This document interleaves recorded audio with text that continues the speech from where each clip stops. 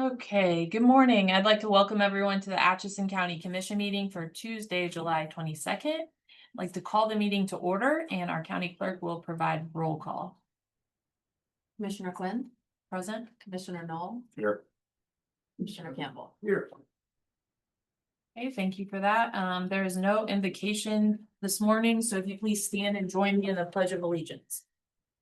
I pledge allegiance to the flag of the United States of America and to the republic for which it stands, one nation, under God, indivisible, with liberty and justice for all. All right, public comment on items not on the agenda. Seeing none, okay.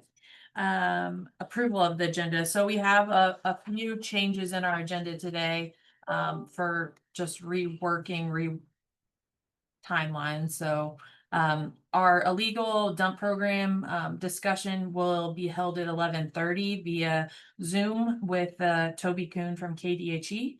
After that, we will wrap that up at noon and recess to take a tour of the Vision 4 property development. We will be back here at 1 for an executive session for 15 minutes, non-elected personnel based on wages. And then after that, work with the finance director on a budget workshop. So I believe with those changes, and also removing Holly Hackathorn will not be here. KDHE took her spot for the RHID. So with those changes, I'd look for a motion to approve the agenda. So moved. Moved and seconded. All those in favor say aye. Aye. Passes 3-0. Okay. Consent agenda. We have the commission meeting minutes from last week, which was the July 15th. And then the finance director review. Morning. So we have no payroll this week. And our expenses for tomorrow, Wednesday, July 23rd is $83,507.03. Out of that total, credit cards is $10,648.18. I didn't see anything out of the ordinary with the big group, so. Seemed like that was higher than normal credit card. It is, and typically that happens because all the statements come at one time of the month and then everyone gets the bill and pays. Okay, I didn't know if there was anything. Yeah. Just no. Thank you. Okay. So I'd look for a motion to approve the consent agenda as presented. Do we address this now or do we address this later? Oh, yeah, that's good. So What is it you want to talk about? So basically, the commission's holding off on signing the overall balances based on the feedback we received of our due diligence from the auditor. So we will not be signing those that have negative balances Okay, in our funds. so I've got, there's something on the agenda to talk about fund balances. So I have something prepared at that time, Perfect. if that's fine. Okay, yeah, that's great. All right, so I look for a motion to approve the consent agenda as presented. So moved. Second. Moved and seconded. All those in favor say aye. Aye, passes 3-0.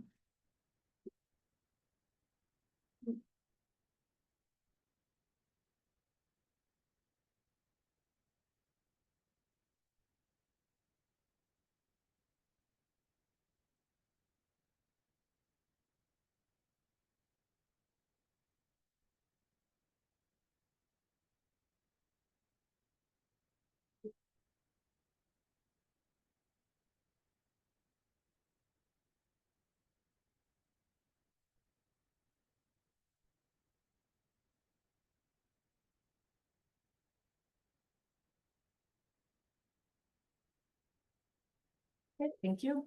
All right, Commissioner comments, Commissioner Campbell. Since we last met, I attended a economic development board meeting and with the city and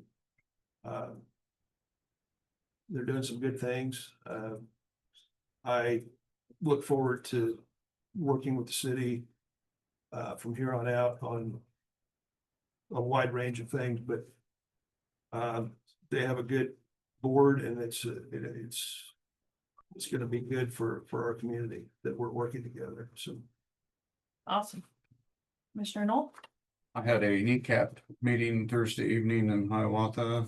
Of course, they're really watching their funding with the Doge cuts and everything. So far, things are holding pretty good for them. And then I anticipate a project concern meeting anytime. It's getting close to our norm, but I haven't heard yet when that's gonna be. All right, I just wanted to give a shout out and say thank you to our safety committee. They put a lot of work into our hot dog employee appreciation day last week. And I know Kathy, you serve on that, so thank you to your committee for that. I think all the feedback I received was positive and people loved the opportunity to just get together and visit for couple hours over lunch. So thank you for that. I attended a community corrections roundtable with local leaders. Catherine Sparks, you're here too. So thank you. You hosted that along with your partners and the local stakeholders attended. And all I heard from so many people was, I haven't been to a meeting with that many people who showed up and attended, and you did a wonderful job. So thank you for bringing the collaboration and all of the people together, because it was very, very well attended and very much appreciated from everyone that gave me feedback. So thank you for that. All right, so next we do have a proclamation this morning for consideration. The week of July 21st is the probation and parole week. And this is the 25th year that it's been celebrated nationally. And so the Atchison County Commission are excited for this proclamation that I will read and call for motion to approve. So whereas community corrections, court services, and parole are an essential part of the justice system, and whereas community corrections, court services, and parole officers uphold the law with dignity while recognizing the right of the public to be safeguarded from criminal activity. And whereas community corrections, court services, and parole officers are responsible for supervising adult and juvenile offenders in the community. And whereas community corrections, court services, and parole are trained professionals who provide services and referrals for the Kansas District Courts. And whereas community corrections, court services, and parole work in partnership with community agencies and groups. And whereas community corrections, court services, and parole promote prevention, intervention, and advocacy. And whereas community corrections, court services, and parole provide services, support, and protection for victims. And whereas community corrections, court services, and parole advocate community and restorative justice. And whereas community corrections, court services, and parole are a true force for positive change in our community, I would look for a recommendation to approve this proclamation. Look for a motion to approve. So move. Second. Okay, moved and seconded. All those in favor say aye. Aye, passes 3-0. Now therefore be it resolved that we, James Campbell, District 1 Commissioner, Eric Knoll, District 2 Commissioner, and K.S.A. Quinn, Chairperson, District 3 Commissioner, hereby proclaim July 20th to the 26th of 2025 as pretrial probation and parole supervision week. We encourage all citizens to honor the professionals in community corrections, court services, and parole, and to recognize all of their achievements. So thank you guys very much for coming. We will sign this. We would, Katie, I don't know if you want to introduce who's here with us, and then we'll take a photo and come on in. Yes, they're all in the hallway. Yeah.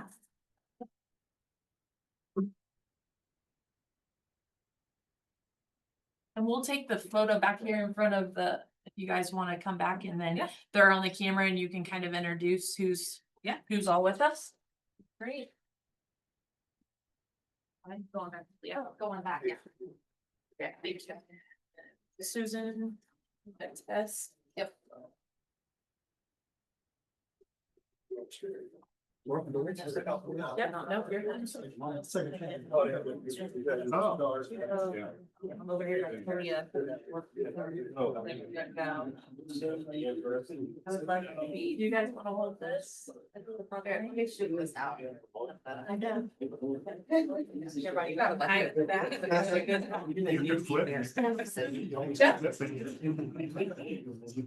Yeah. All right. Mark, let me proofread it. Really? Can you step more in front of me Yes. and then you step in? Okay, everyone ready?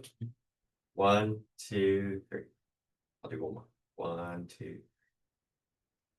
Katie, do you wanna? Thank you. Yes, I definitely Yeah. will. Just make it stay here, it's easier for her to introduce. So, Tom Weiser, he is the Chief Officer of Court Services for the First Judicial District, and I'll do his team first. So Shelley Nelson, Court Services Officer, Talia Rolls, Court Services Officer, and Caleb Gomez, Court Services Officer. And then you have my team, which is Nikki McDaniel, our admin assistant, Kathy Crockett, our ISO2, Michael Wagner, our program specialist, Cynthia Watkins, a little bit of everything, but intake and juvenile services, Michael White, our adult officer, and then Chuck Tilton, one of our program aides, and then we have parole here, which is Sean Knowles. He's a parole officer. Awesome. Thank you guys very much. Thank you.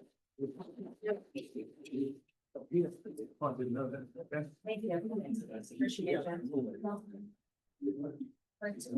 Yeah. Thank you. Thought I lost my purse already. Yeah. Yeah. Don't put it on. Yeah. Or actually, I should take it. That's right. It was 38 years. You deserve it. You're right. Good.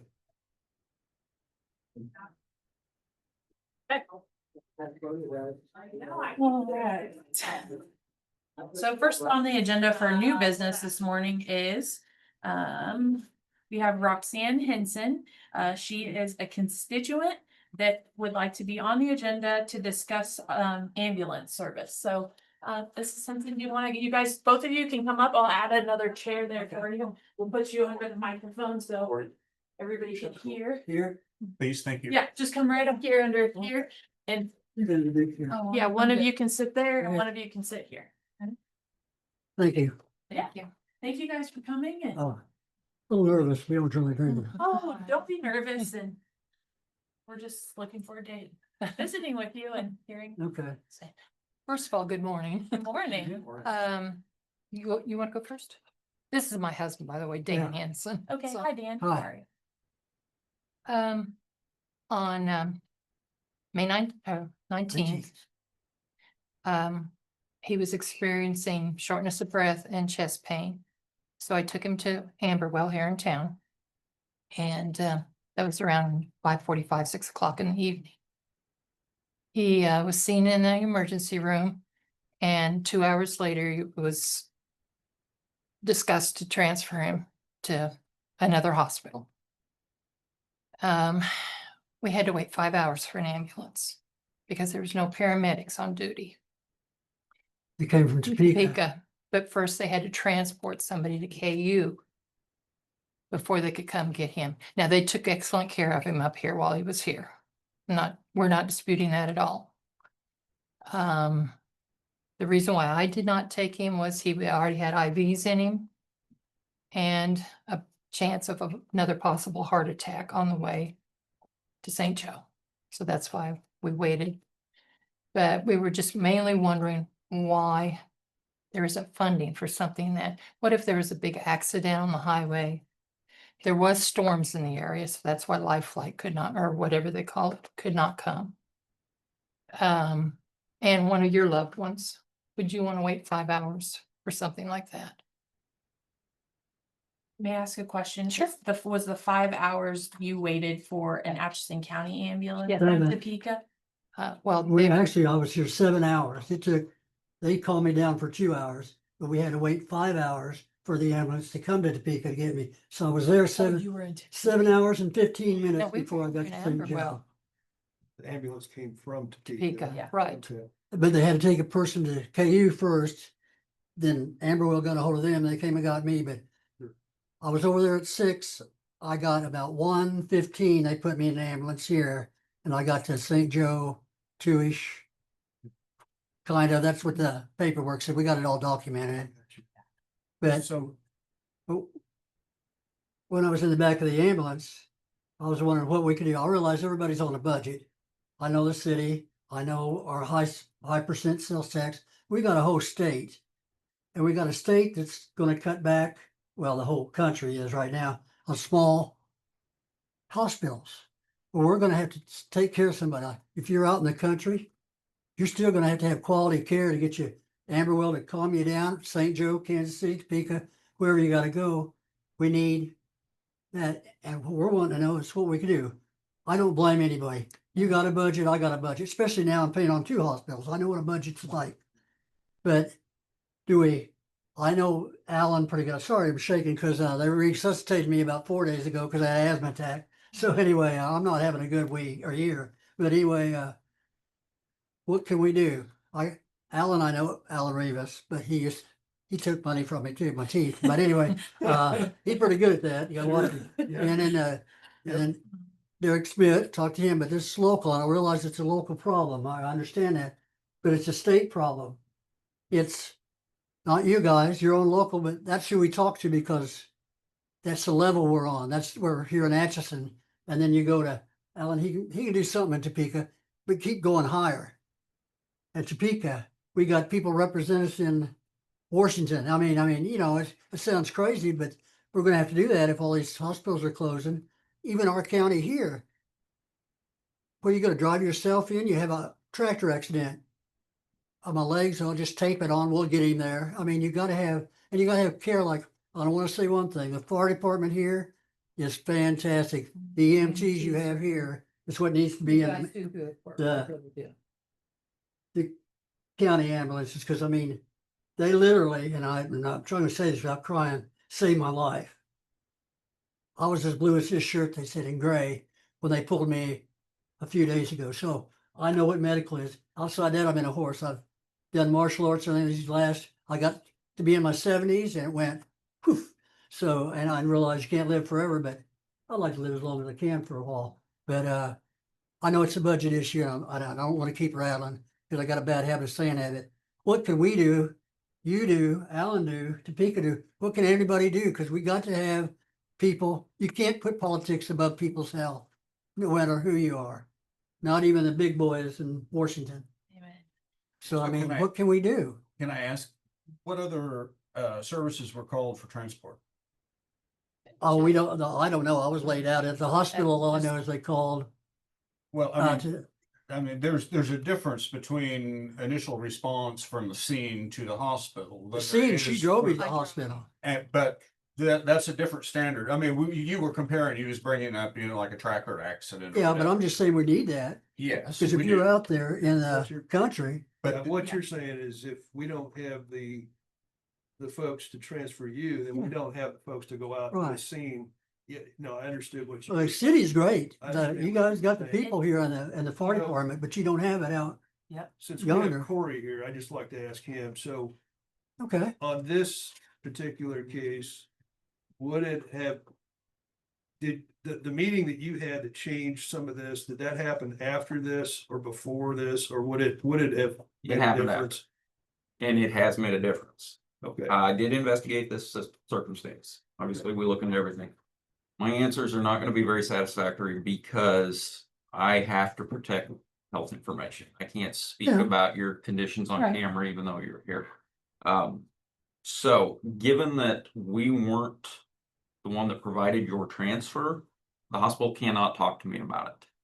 I spoke with medical director at the hospital. He protected your health information as he should. He did confirm there was a transfer, approximately what time, and that the doctor on duty had referred a paramedic for that transfer. So that's all I can attest to. And obviously the hospital did the right thing. I have no right to your health information Right, in this that's true. circumstance. So they gave me nothing and I asked for nothing. So I want to stress that, but we did look into the time frame, given the information you provided the commission, which was provided to me. So I don't have a solid answer as to why the hospital made the decision they did. That was I won't speak for them. That was something that's gonna have to be discussed with them. At the time of your transfer, we were fully staffed. We had ambulances available. Our first out ambulance here in Atchison, was called to a call at 17:17, which would be 5:17 PM. And they cleared that call at 17:59. We didn't have another call for the rest of the night. So I can't answer as to why our services weren't utilized. Even I don't know your diagnosis, I don't know the medicines that were required. I don't have a solid answer for you. That would be something that would need to be discussed with Dr. Thielman at Amberwell. So I wish I had better answers for you, but I'm limited on what I can provide because of the protected health information rules. Okay, So we were Well- fully staffed and we did have 3 ambulances in the county. well, they never did tell us that, or I don't hang out So- for 5 hours, all hooked up machine waiting to go somewhere if I thought we had an ambulance, so that's pretty new Yeah. and The Your first out ambulance ambulance service. out of Atchison was staffed with an advanced EMT. they not a told us there was paramedic. nobody available. So I cannot answer it. Okay, And I don't want to speak for them. They may have had a very solid reason. You know, Oh. I just cannot give you any more You'll be because of the understand. protected health information Okay, I don't rules that mind. they adhere to and we adhere to. but we do know there's a lot of times there is no ambulances running, we do know that No, Mhm. no, we have a minimum staffing rule. all the time. Our minimum staffing rule is 2 ambulances and a supervisor fly car. We very, very rarely utilize that. Typically, if we go down to that level of staffing, it is because somebody went home sick or injured and we have a few hours gap where we have to call somebody in. Day-to-day, normal, standard staffing is 3 ambulances across the county. 2 in Atchison, 1 in Effingham. So So if you're telling me the truth and somebody at the hospital has been lying It's to fine us. because they told us. I will it was not, your I will guys' not fault. say that, but I can Well, show you our so schedule, and I they can show you showed- how we staff, and occasionally we staff 4 ambulances if I'm available along with my assistant. Our standard staffing is 3 ambulances a day. Now, that said, do we get 3 and 4 and 5 911 calls and transfers deep, and there are calls pending occasionally that the next available ambulance has to take? That is true. We do hit situations where the call volume exceeds our resources. That is absolutely true. So why would they make me wait then? I don't have an Have answer you for had that. have you had a gripe with them? I mean, do you argue with Amberwell or anything? Not, I wouldn't say we argue. We definitely have Disagreements? candid discussions, That's a nice way to put it. and we definitely have differing priorities. Our priority has to be 911 service. And that is based on, if you're waiting for a transfer, you're in a hospital. You're there with doctors, nurses, nurse practitioners, PAs, laboratory, pharmacy, radiology, med surge, technology we can't even dream of in the back of an ambulance. We know, we've been there. Yeah. So our next patient that's a 911 patient is at home struggling to breathe with nobody to help them. They're trapped in a car bleeding to death, and we're the ones there, or it's an elderly person that's been on the floor 2 days and can't get to the phone. That's why we prioritize 911s, and we do sometimes have to delay transfers. In this case, I don't have an answer for the delay. And again, that stems back because we didn't take you to the hospital initially in this instance. We're not involved in your care that day. The hospital cannot release your information to me to explain their decision-making process. So that is just something you're gonna have to. They told us, How do we go Well, about it's- doing that? I No can put you in ambulances contact with Dr. available. Thielman. He is the because I medical wouldn't have director of laid out there. DPD, They and told he her would- because I was he out would of be it. able to I'm just talk to going you by. and frankly, But I do know that there's they don't times have. where they said there isn't any, He's a so very, maybe we very need good to look at it. doctor. If you guys don't need money, And then I we'll trust go him on home now, completely. then, I mean, I'm but sure he would you know what I'm give trying to the say, answer. there's communication broke down somewhere. I know No, nobody it's needs to not- wait, Mrs. whether it's on him It's not a or problem. anybody else, 7 hours to get to a hospital and give you better care. You should not have to wait Yeah. that, and that's all. I don't know So what he's, just to be clear, there wasn't a paramedic, On the but there first was out, an advanced. there was an advanced EMT staffing that ambulance, that So ambulance if that, cleared. it was, if that was their decision. Yeah. I had That, paramedic. that may have weighed Now- into their decision making. Since the date in question today, the May 19th date, we have had a meeting with Mosaic staff. We have had a meeting with Amberwell staff and my staff. And we talked about that meeting on camera here. And we have better educated their staff on what an advanced EMT is capable of. And we've also come to some medically solid decisions backed by the cardiologist in Mosaic on when a transfer should be taken with an advanced EMT in lieu of waiting on a paramedic to come in, say off duty or from FME. So we've established some newer protocols for that. Now, that meeting occurred after the date in question So today. an EMT could have done it if there wasn't a paramedic. I mean, I'm just saying, I don't know your It- diagnosis, so I can't answer that, but there is they waited for paramedics. That's what there I'm is trying to get at. 4 That's what we was levels waiting on. of certification in That's what I was Kansas. gonna There's do. emergency medical Big. responder, EMT, advanced EMT, and paramedic. Each one has a scope of practice, similar to like an LPN, an RN, a nurse practitioner, and a doctor. Okay. You know, obviously, there's differences because those are hospital staff. Maybe they wanted me to have a higher level. It's very possible. I'm pretty sure that's possible. It's very possible, and that is a discussion we've had over the last couple of years as our staffing models had to change with budget. Our staffing models had to change with simply the availability of paramedics. You know, Well, I was we hoping have that to we'd come compete with here that Kansas to City. see how we can get more money for Now, paramedics or EMT. I don't know how I got off on the other sort of stuff. No. No, you're. But- good. But what I'm trying to say is that maybe wait, maybe it was a paramedic. I don't know what difference between. I just know that most of them try to help you save your lives. And so I'm happy with that. And I don't know him from Adam. He don't know me. So there's no hard feelings. no, It's no, just that sir, I no, sir. want to know what's going on. You have your Because right. I've never had one before and I don't want another one. That asthma thing was worse. I almost, anyway, how we could help get money. Because we already know we got 9 cent tax. We got property tax. Nobody wants to pay more, but the state's gonna have to do something. These small towns are losing their hospitals. We gotta see what we can do, Yeah. whether you and Alan, Mr. Rivas, Smith, Topeka, what we can do, what the media can do, what can help. Your example, it helps us. So regardless, it helps that you're here. Yes, absolutely. Well, I just want, but if you're in there, and I've never had one, and it's scary, and it's raining, it's stormy night, and you're in the back of the ambulance, waited all that time to get there. You know, if I live through here, I don't want anybody else did, because there's gonna be some people worse than me. There's gonna be somebody worse than me right off the get-go, and they could have had a bad attack in the ambulance, so that's why you need, I guess, the best you can get, you know, and I was gonna look into it, and that's all. I mean, I can't do nothing else. And I appreciate you guys listening to Yes, this. we appreciate your time to come here and meet with us Yeah. because And we're not trying to be, I'm not trying to be, You guys are I'm just wonderful. trying to say it's scary, you conveyed very clearly exactly. but I appreciate you guys' what we time. do. Yes. Thank you very much. And you. Nice meeting you too. Yeah. No No. problem. But next time it's at Walmart or something, though. Matter of fact, Courtney was one of his. Oh, I'll get it, sir. Okay. Paramedics when he went. Thank you. Yeah, thank you. She's very an much. EMT. Yeah. Yeah, Yep, But she's she- my assistant, and she's our billing manager and our office manager. And she's wonderful. yes, well, everybody was, like I said, you know, they were there and took good care of him. And thank you again, everybody. Have a good rest of your day. Thank you. Thank you. Bringing. Do you want this shut or open? Thanks, Brian. Shut's fine. Thank you.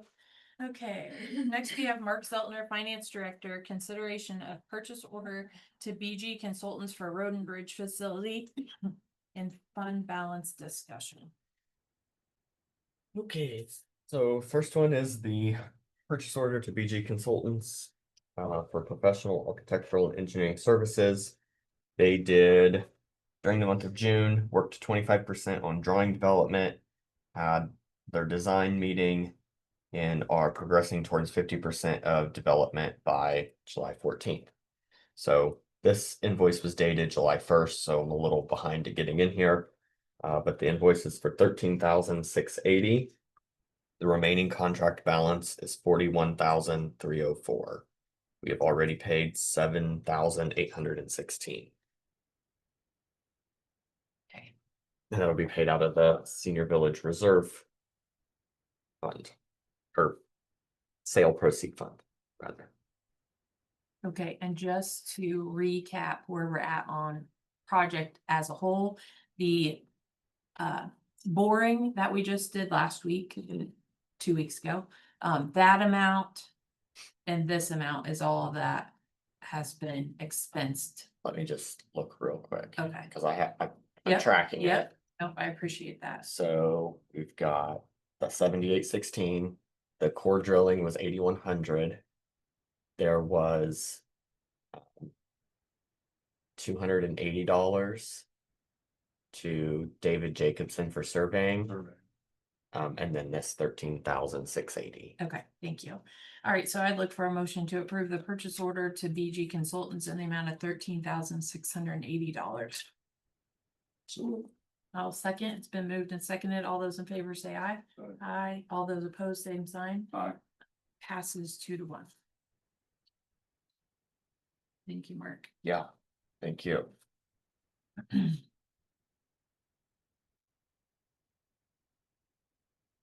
Okay.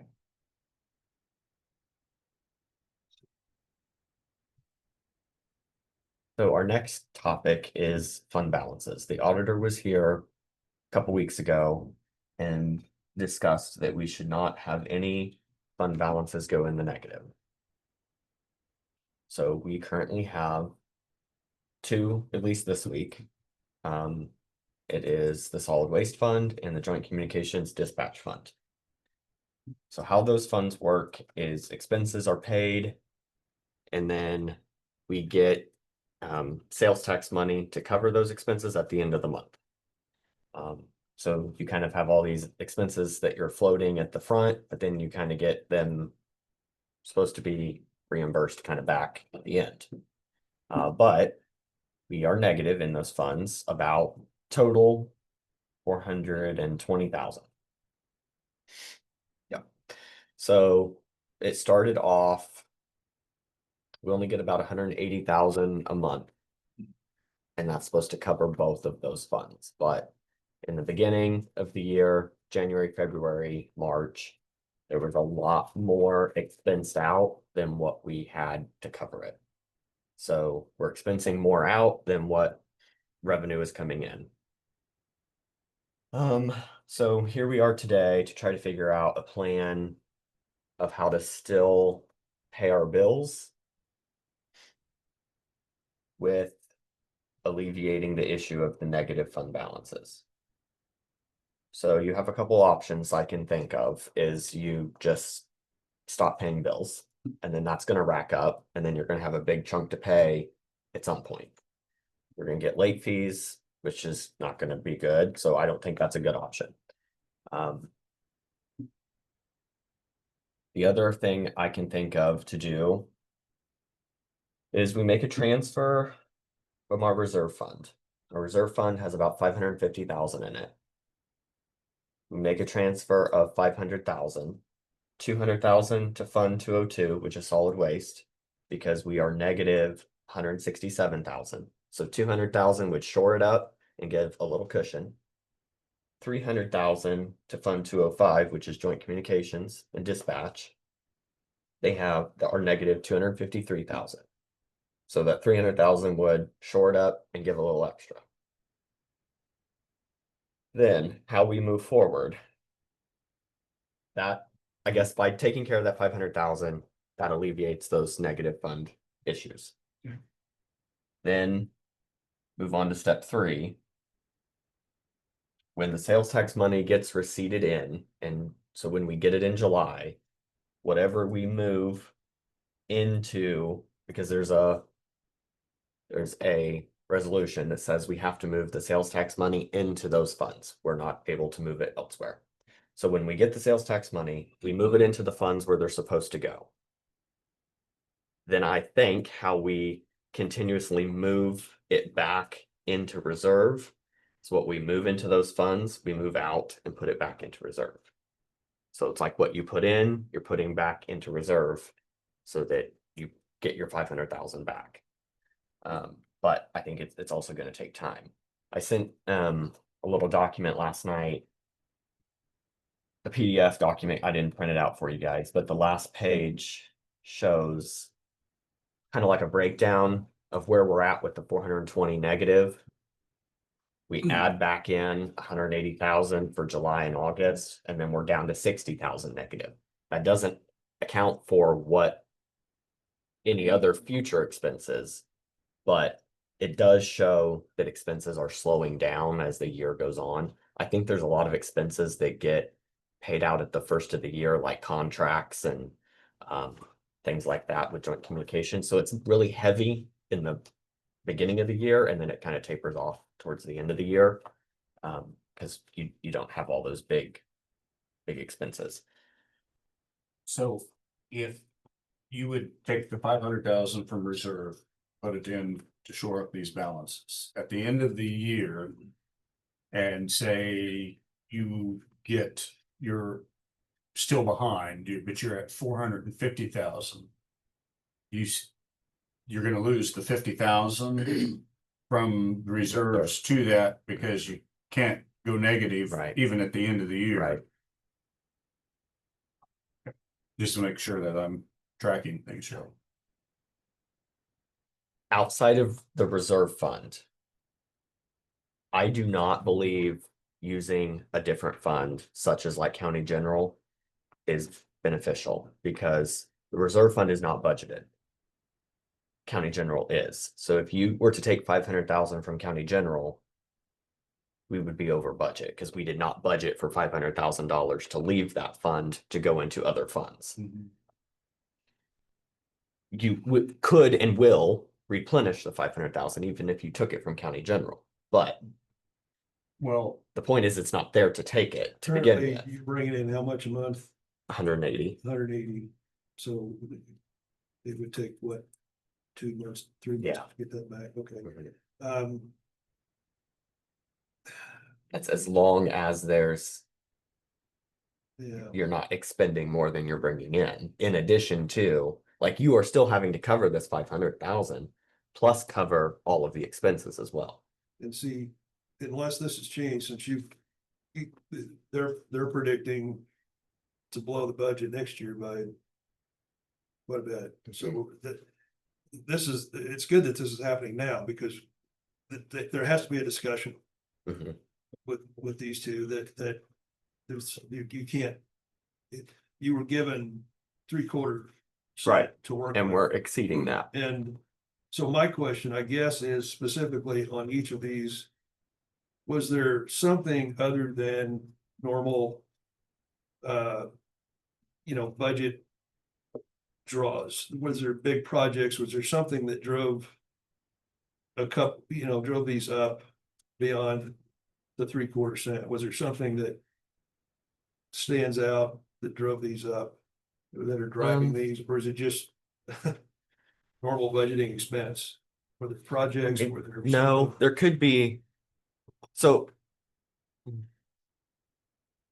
wages goes up, but everything else is held constant. So, wages goes up, benefits go up, but the money coming in doesn't. So, I mean, there's that, which isn't a lot. It could be 50,000 between both funds, but that's not enough to. There could be some projects. Well, I know, Commissioner Quinn talked about the landfill, some of the bigger projects were the scale house. Yes. Some of those things. So were those out of their budget, or was that out of something else? It was paid out of the budget, but it was funded through the 897. Okay, Yeah. okay, So it's a little different, but okay. Yeah, I'm just looking at things that would come back in, to the budget, that those kind of projects but.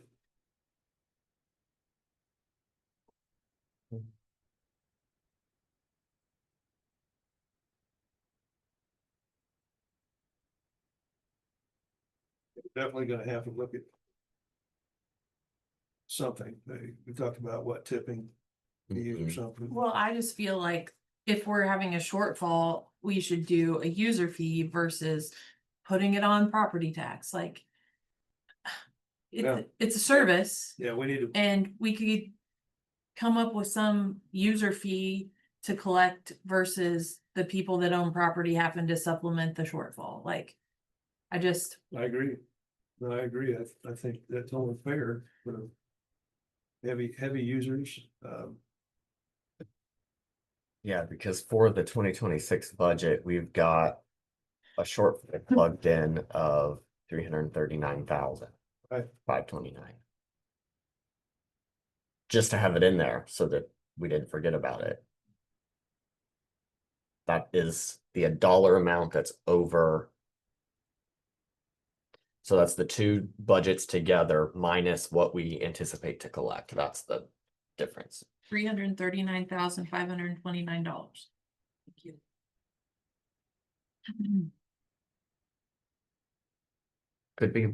It could be less or could be more. It just depends on, we could collect more than 180,000. We could also collect less than 180,000 per month. And, you know, we're talking about possible tipping fees, but if you look at the dispatch numbers projected, they're actually higher than Yeah. solid waste, so. Yeah, that's it's another- not a 50-50 split anymore, Mhm. not for 26 budget. Okay. Talking probably 60-40 now. So there's more expenses in joint communications dispatch than there is solid waste. Yeah. Well, and I think that's where I would like us to sit down with our department heads and just, I mean, to me, this is a goal, right? Here's the amount of money we And I have. think it needs to be collectively together. And both this is, at so, the table. so this is our collections. Here's our revenue. Now, how do we get these within it? Like, I mean, Yeah, yeah. I know it's gonna be things you don't like, but that's the name of the, that's what you do. That's what we have to do. That's Okay. what we're doing with the rest of our budget. with- Yeah, Right. yeah, with the ad valorem, exactly. Yes, So can we circle back to the 500,000 from reserve? If we move it to cover it, it shores up the negative. If we don't move it, we need to talk about the plan going forward of how to keep paying for things without paying for things. I don't know what that looks like. Because there's about 50,000 in trash expense and trash and recycling expense every month from solid waste. That still will have to continue to be paid. There's payroll, there's expenses that dispatch has to keep the place going.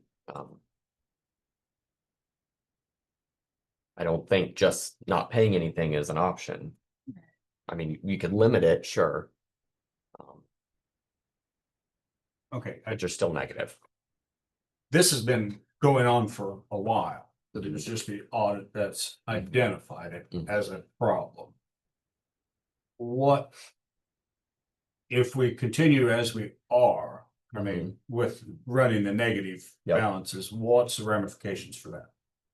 I mean, I don't like that, but I mean, at least until we figure out the plan, Yeah. I don't think that No. we ought to just go, go do something to do something and it not be quite the right thing if we've been paying the bills, if we've been doing things. But we're upfront about it. I mean, we know, and this is a goal to get rid of it. I mean, do we go that route? So honestly, there isn't a big ramification. It's just a note to the state that you're not following the statute. That there is not a penalty or a fine unless someone wants to impose it on us. It's just best practices. Yes, is you're what- not is what supposed to we're- go is what we're negative. trying to accomplish here is best practices. Well, I mean, I think it's good that we acknowledge it and maybe, if we have a plan to go to get beyond it, but maybe not have to do something Mhm. drastic or overnight.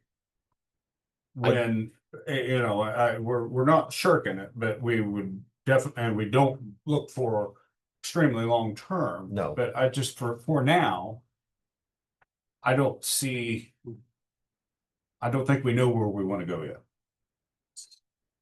So, and I'm a little bit different in the fact that like, I always work like if I know better, be better type Mhm. mentality of. We don't know where we want to go, but we need to figure it out. And I was trying to look back, but so, cause thank you for outlaying our options. Yes. But what I hear and what I was kind of processing that visually as you were explaining it, if we take the money out of our reserve, we're no longer gaining interest on it. Not that that's a big factor at this moment, but it pacifies the need and the concern for the short term. But how do we ever, like, we won't, when we get to January 1, like, yeah, we could put the money back, but we're not solving the problem of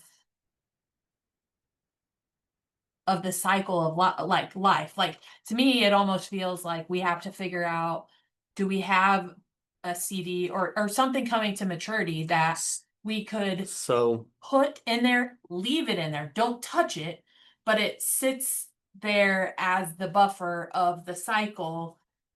so let me just, Yeah, please. so the funds, they do matter, but it doesn't matter at the bank level. So if we were to move like what we're talking about reserve to cover these, no money's actually moving at the bank. Okay. It's nothing's happening at the bank. The money's still at It's the on, bank. it's on paper. It's just on paper that it It's- looks like the reserve is now 50,000 and the other two are higher. Okay. So no money leaves the bank. It's just on paper. The funds are shored up. Okay. And then that cycle would just continue to be shored up, Yes. and we would work to reduce expenditures, Yes. and then it would eventually like work itself out by Right. doing this. Right. So Okay, every I like- month, I think we just have an update with how much we brought in from sales tax. That goes back into the two funds. And then we discuss and approve how much you want to move from those two funds back into reserve To pay that off. to get your 500,000. It's like a loan. Right, That's getting the upfront money in there that we needed. right. And then the cycle will continue to, we'll get paid on the back end versus right now, these funds are getting Right. paid on the back end, which is throwing Right. us out of best practice compliance. Right. I mean, You're gonna have to help me out, because I don't. So we're actually paying bills. We're paying bills out of, and that's why we're going negative, because we're paying them out of a fund that doesn't catch up to the end of the month. So That's right. So in turn, to fix that, we're not gonna pay it out of reserves. Because you're saying the money's still there, so we're not actually physically paying these bills out of reserves. No, no. You're just getting the cash from reserve. You're still paying it with the budget.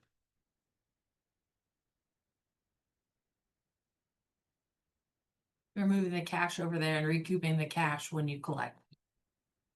And then once the cash is moved over there, that solves the problem because we have the upfront. And then we just do a better job of reducing expenditures Mhm. for The 2026. fund account balance is behind, Right. Right. and then it catches up, and then it goes behind again. So Yeah. like it's the payment, The upfront payment. yeah. It's like you're writing a bad check. But if it's not negative unless. So how does the 500,000 help if you're not actually utilizing those funds, if you're not spending those funds, literally spending those funds, how does it help our case? How does it? It only prevents you from not going negative. That's all the 500,000 is doing. In that fund. It'd be like if you had a savings account and a checking account. And you were writing checks for over your the checking. amount and so you take out 10,000 from your savings, put To it cover into your it. checking to make sure that you would have enough that you would never write a bad check. Right. So then, let me throw this at you, so. Let's say. Towards the end of the month, we still haven't received enough to be in the black. We've relied on the 500,000, but something comes up, Mhm. then what?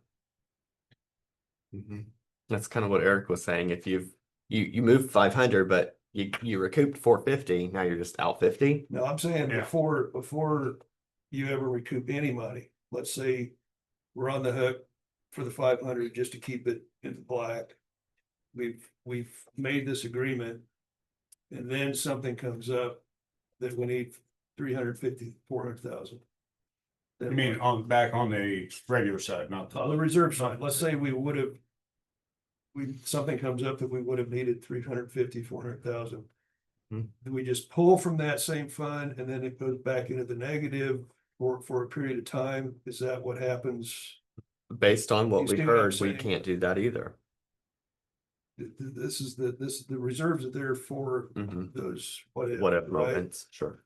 And CDs. instead for the next 3 or 4 months, we would use it to supplement sales tax negative, the negative for the sales. See, No, I'm following you. well, I just want to make sure I'm clear on this because if it's just a matter of dollar signs, putting the numbers here, there, whatever, the money is still available, is what you're saying. Yeah. It's technically still available. 500,000 is still there. Yeah, the We would- hope is for it to go back to reserve, but we just need the Right. sales tax money to come in Earlier. earlier. Right, but there is a period though where that's not going to Yes, be, yes, it's gonna Okay. take 3 or 4 months probably. okay, and during that period, it's possible that we could need Yes. reserves. Yes, And so how would that look? And we would just simply say, this is on hold, this idea of. You see where I'm going with that, and then pull from that amount? Because you're saying it's available, mm-hmm. so we're never gonna lose the ability to have that reserve. Yeah, you can always Okay. move it back, Okay, but you still won't resolve this issue. it won't resolve this yeah. issue But- until, and if they're over budget, this won't Yeah, resolve it anyway. Right. You're gonna get closer. And Right. and to the gal's point, what was her name? April, Yeah, to her point. It looks good on paper. Yeah. right, But the sales tax is still not sufficient. Right. I'm not a finance director, so That's I rely okay. on you That's to help okay. me out here. sure. I mean, I look at the numbers all day. I know you guys don't, so. So I have a journal entry prepared, typed up if you want to approve it. Okay. I think the board should approve it. Yeah. And not just me doing it. No, absolutely. Do you want me to read off that? Yeah, or I'll you just wanna print it. And at any time, if you don't feel good about it, we can move it back. So, So the only other one that I've identified was the community correction sometime, which is state funded. they are state funded. So So- what happens is when you get closer to the end of their fiscal year, which is June 30th, sometimes they have these things called encumbrances where they can spend it ahead of getting the funding from the state. So when they get the funding from the state on July 1, then it kind of shores that all up. Okay, so that's That's just the like only- within that week kind of Yes, deal, and which that's- I've only noticed it that. Yeah. Once. So in those statutes about fund balances, there are exceptions to the rule. Exceptions to the rule are grants, which April did talk about. Yep. When you are paying money out of a grant like that you're encumbering, that's okay. There is another fund that does go negative that is not in like your accounts payable for this week, which is the motor vehicle fund. The treasurer has money from motor vehicle funds to cover those negative balances. So the reserve fund will not cover those. It is just Fund 202 and 205 that's negative. The treasurer will have to figure out a different funding mechanism for the motor vehicle fund. Okay. Okay, thank you for explaining that. And thank you for bringing us the options.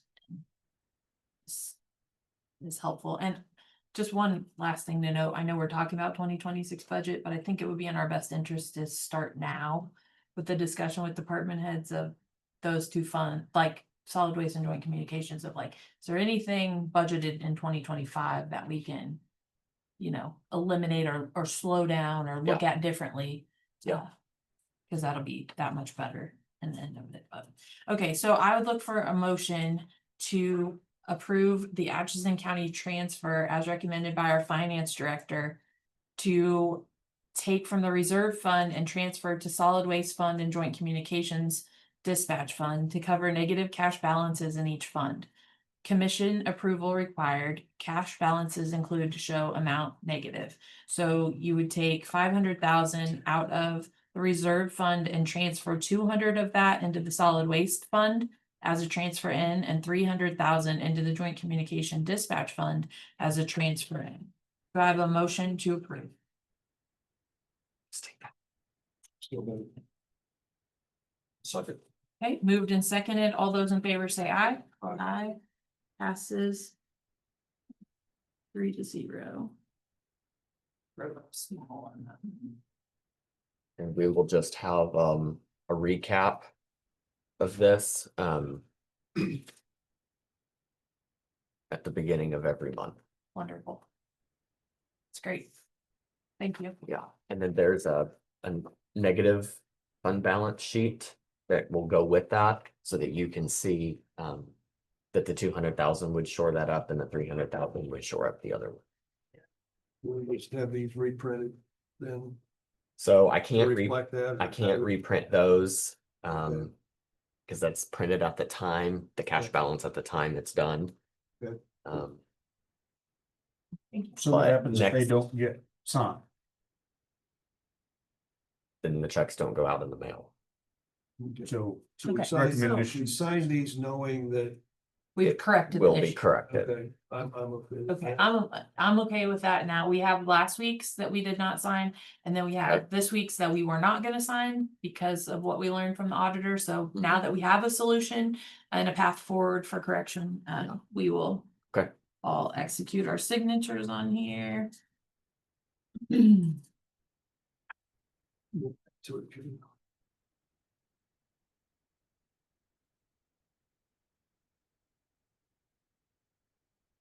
Okay, that's all I have. Thank you very much. Thank you. Yeah. Maybe these go with that. You've already signed it. That one goes with that one, and then that one's separate from Goes back last to week. you. Yeah, And there's that was last week. Thank you. Okay, so next up we have Ian Saxton, with the County Lake Committee here to provide a County Lake update. Hi, hello. bless you. Oof.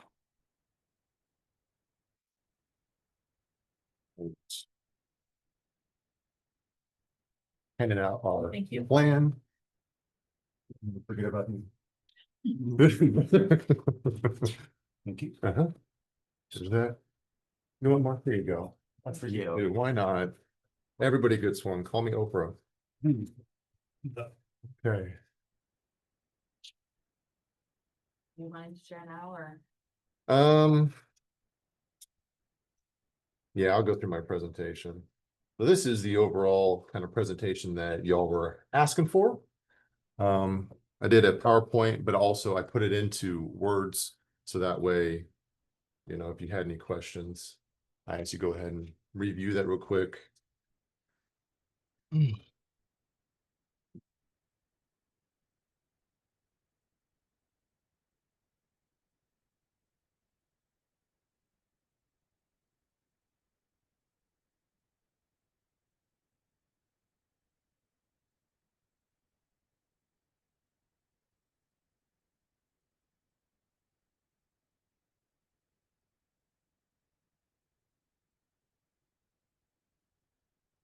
Good. Yeah, roll back to the first slide, please. There you go. Beautiful. I like colors instead of black and white sometimes. Yeah. It's nice. So this is essentially this is our revitalization for the Atchison County Lake. Go ahead, next slide. So this is the agenda of what we're going to kind of talk about, which is also in front of you, just a little bit more in detail in front of you. And I mean, you see, we're looking at the 1 to 10 years. I know that we only have 2 years to accomplish this, but this is something to look forward to. This is something to move forward with. So next slide. That's our lovely mission statement. I think I've said that a couple times in here. So just the ones in bold is to restore, preserve, and promote the long-term health and vitality of the Atchison County Lake. And that's overall what we're trying to do. So there we are, the lovely shelter house. Y'all know who those individuals are. Next slide. All right.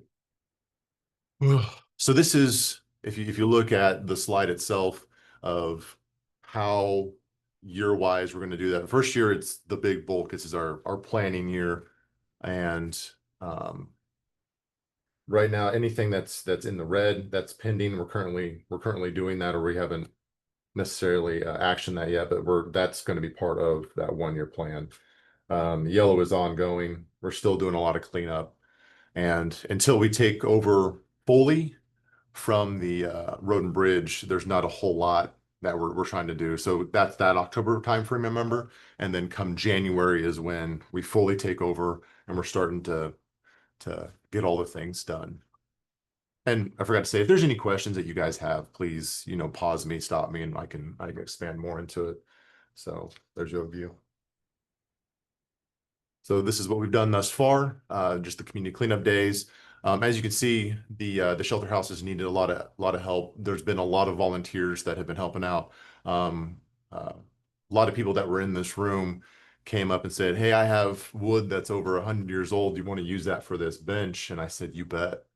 Right. So everything we're kicking to the original, which is also good for the historical aspect of it. So we're moving and grooving. Alrighty, the finances. So we went ahead and created a Friends of Atchison County Lake. It's a nonprofit. So that way if people wanted to donate, we're also going to be on that match day that's coming up in Atchison. So we will be there for that. We're also just trying to get our name out there. Because a lot of people, they don't know. Like you said, Mr. Campbell, a lot of people don't know about the Atchison County Lake. And so just to kind of add on to that, we're in the fair, we're in the parade, we have a float. So we're gonna come through that. You'll see us. Cheryl Leach, thank you. I drew a blank. I don't know why.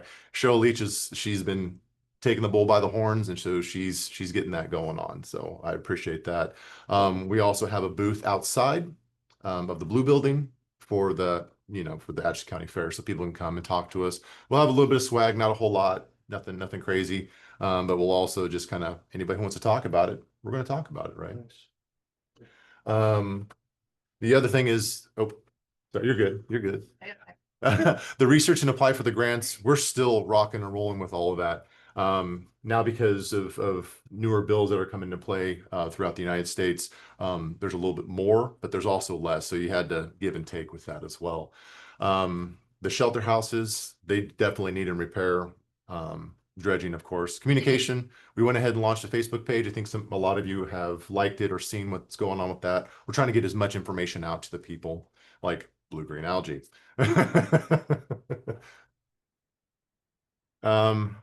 Recreation, camping. So we are looking at we're installing 6, just right off the cuff, 6 RV campsites before the start of the camping season. That's going to be on the north side. We ran into we'll call it a kerfuffle, if you will. They took down all the electricity from going into the lake. It stops at on the west side. Yeah, the west side of the lake at that first home, which is Ty Compton. We got a quote on that of how much it's going to cost to replace that. Trying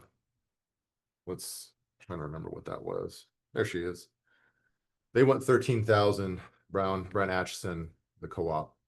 They went 13,000 to put all that back up.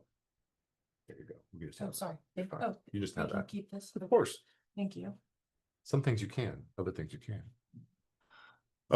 We're also looking at water. We're not looking at doing anything crazy. We don't want to drill a well. We don't want to do anything of that nature. We'll just hook off the water that's there for these campsites.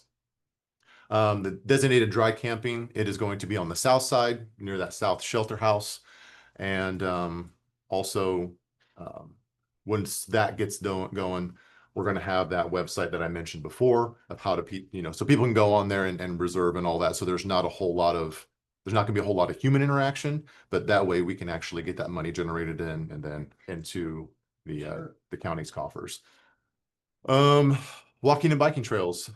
That is something that has been big. I've been approached many times to say, hey, let's get some walking trails. Let's do all that. And cost of that is just man hours, really. That's it. Larissa Rice, she has been really good about that because she's done it before. So of course I'm going to rely on somebody who already knows what's going the spillway for the pedestrian traffic. On August the 1st is when we're going to start bringing those raw materials to the person that's making this fence. And then time after that, just kind of getting all that together to get that laid out. There's still a lot of cleanup that we got to do on the spillway, and we'll kind of go from there. On that spillway. Yes, sir. How are you making that's not gonna catch debris? I mean, and is that gonna be an engineer looked at that or anything to see that that's So we're gonna going be compliant Right. with?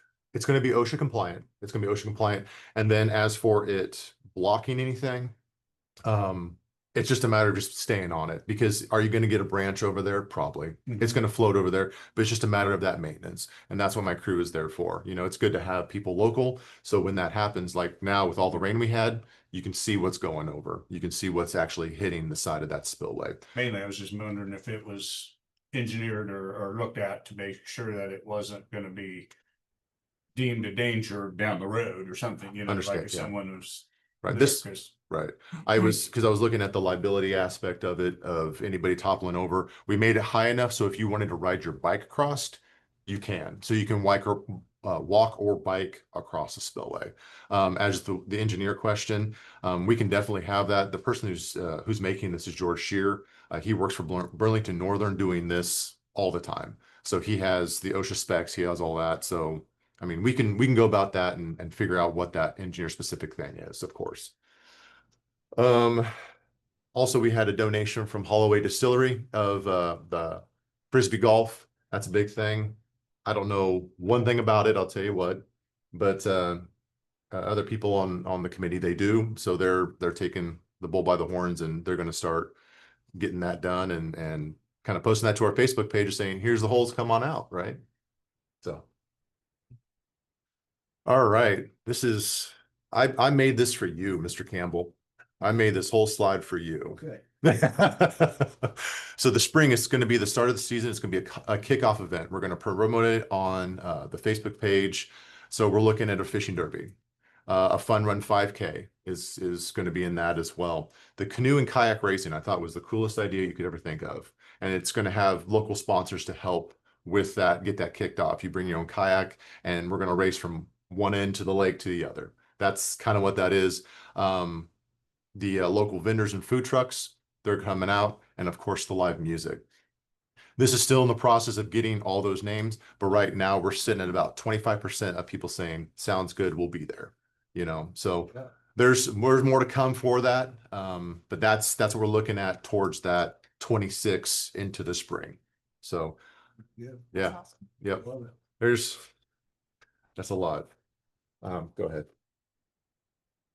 So you have a question? Well, I was just gonna say, so this is for 26. Mhm.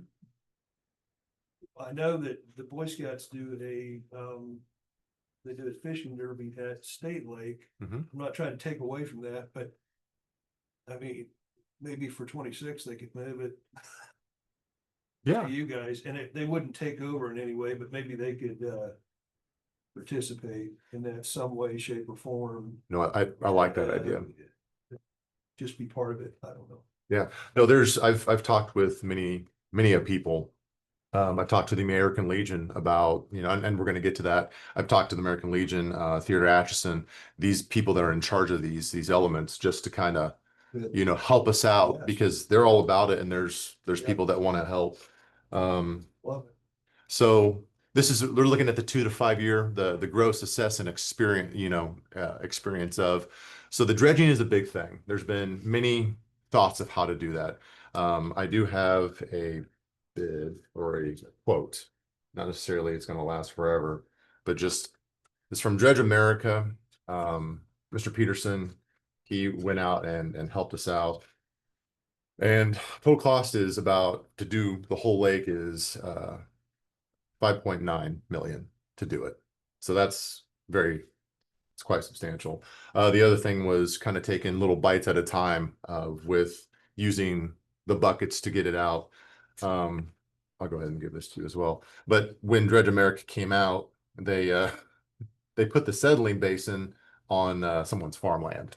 So not necessarily, it's just something that just a diagram of, but I can give that to you guys as well. So. Just getting a lot of that good information out there. Not saying that that's the route we're going to go. It's just the route. It's a route. So It's a figure. it's a figure, Yeah. right? And if I was to look at it, 10 feet is a depth, and that's good for the fish. That's so they can actually, procreate and all that at that 10-foot level. And if we stay on the edge, then we can actually dig 10 feet down and then move on. Just kind of little by little bites is what it is. This is a big elephant, and we can't eat it all in one hit. So we had to secure the funding for the dredging, and I think in that time frame, once we have been established and we can move on with that, I think that's going to be a little bit easier than what it is now. The aquatic plant restoration and erosion control, that's the main reason we're in the situation we are with the silting in, is because there wasn't those measures put in. So that's with the dredging, we're also looking at a way to stop the silt, not completely, because it's never going to be a thing. You need to stop it from getting too crazy. The fish stocking and habitat, I know the county is currently signed up for that fishing program to actually, so they go ahead and restock it. The one thing, and this is something I would like to see, is to build a visitor kiosk with information for the wildlife, water quality, and the local history on that north side. So in the proximity of where the old caretaker's house is where that building would be. That's again just additional cost. So I know I'm throwing a lot. This is more money. This is more money. And believe me, I have ideas so we can actually move forward with that. Go ahead. So still 2 to 4 years, we want to expand those camping sites. Going from the 6 to more, but we don't want to put so many on there that you lose what the county lake is. It's that jewel. You don't want all the ruckus, if you will. The walking and biking trails, we're going to bring those out a little bit more. The playground equipment for recreation, we're looking at having some playground equipment out there so that way kids can come, because that was the thing. I talked to people on the 4th of July that went out there and they were camping, and I said, well, what would you like to see out here? And they're like, we'd like to have a place for our kids to come and play and be safe, and so they're within that proximity. So that was something that kind of that hit home for me, especially since I have little ones running around, and having that place where they could come and do that, that'd be great. Liability, I don't know. I can't answer that question at the moment. Fishing and boating, we're looking at fishing pier. Location is up for discussion because we're not really dead set on this is where we're going to put this. And then a launch for the canoes and kayaks, we're looking at the 2 locations. I'll have a map towards the end of the slideshow for you guys to kind of see where those locations would be. One on the north side, one on the south side. Weird on it. So 2 to 5 again, we want to expand that spring kickoff event and do another one. Like this is an annual type thing. Monthly summer activities. Outdoor movies. I forgot that was on there. Sunrise yoga by the lake. I laugh at that because that is not my cup of tea. However, some people like that tea. It's the herbal blend. Outdoor movies. I think that's something that you could bring in another family aspect of coming on in here, outdoor movies for that. The 4th of July fireworks. I did talk to a Pam Wiseman she's the commander for the American Legion here in town. And she said that they like that idea of being a part of that. Definitely. It's just a matter of they too, like us, they're trying to get more money into it. And I think they're looking at doing a different venture than that. But she said that any way that they could help with that fireworks, maybe not on the 4th of July, but something else, some firework event of some flavor, they said they would help out with that. And then Travis Grossman, who is also with the Memorial Hall, I spoke with him, and he is all about any way that they could assist. They're all about it. Good conversation with him. We also want to look at partnering with local schools, the Scouts, as you said, civic groups for youth, for the youth engagement. I know Boy Scouts were out there a long time ago. I'd like to see them out there again. I think that is a great place for them to learn about nature. There's so much wildlife. There's special species out there that I would love for them to come and do that. Encourage the lake-friendly business to come out. Kayak business, it popped up already. If there's anything else that complements the lake, we're all for that. And we're here to help each other out, community. All right, now we're in 6 to 10 and sustainability. We didn't want to overbuild, so we can't sustain. And that's the problem. We want to ensure that anything we do from here, we can manage and we can manage with ease.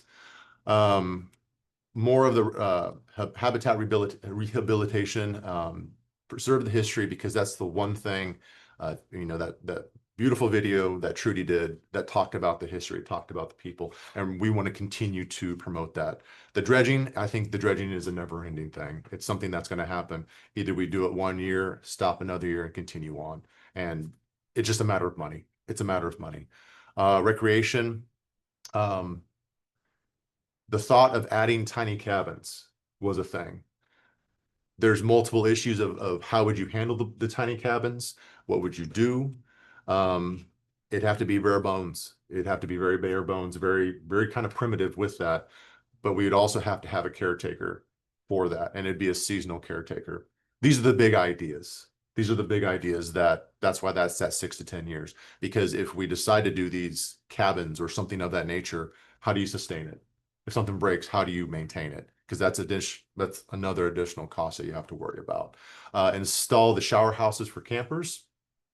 That again would have to be where there's already infrastructure, and that is the caretaker's house is where that would be, because he already has a not a cesspool, septic. Thank you. There's a septic system there, so that could go into that, and that's more gray water than it would be. You would think black water, but it's shower. You don't know what people do in showers, so you have to put that in there as well. An event center, that is something that I think would be almost the highlight of. And in the map, I'll show you kind of where that event center would be. That. You say no to is that? a no on that, because you're gonna be competing against the open market for people, the other businesses in the county that are doing the same thing. Okay. Plus, would that be? Who would work that? I mean, is that the locals work that, or would that be county staff work that? Or So- I don't know. So I mean, since it would be on the committee to keep that event center So going. And I'm. Is it a very primitive type, or are we talking something elaborate? Like if you enclosed a large. Call it a shelter. Let's say you had a shelter house 3 times what you have now, and you enclosed it. I could see that being a venue for these things. Not Right. Instead of, because some people hear the word event center, they think of the event center, in Atchison, and they think of. Well, when you're Whatever. talking about weddings, you're But if talking you're- about multi-functions, you're talking about bars, you're talking about dances, Well, you're talking, generally that speaking, becomes a major commitment. generally speaking, the barns. Right, and- Are a venue for that. And that's what we're looking So at. if you're looking at something primitive, I can understand, I can see that vision, Right. yeah. And so, and the location of it all, and that's the location is what it is if you want the location, and I'll get to that in that slide, because I'm telling you, it's something to think of. And I get your worries. I get the hesitation of that. Alcohol served, And there's certain legalities that have to be put into place. So is the county going to be held liable for that? No, you have to do X, Y, and Z if you want to do these things. So like I said, that's the 6 to 10 year. It's not the immediate, but it's something to think about, because these are the options that we can do. Again, it's maintenance. If we can't maintain it, then why are we going to build it? So next one. All right. The camping fees, the financial stability of it all, camping fees. In the next one, it kind of talks about it. This is how we're going to kind of keep the boat afloat, really. Just all of that.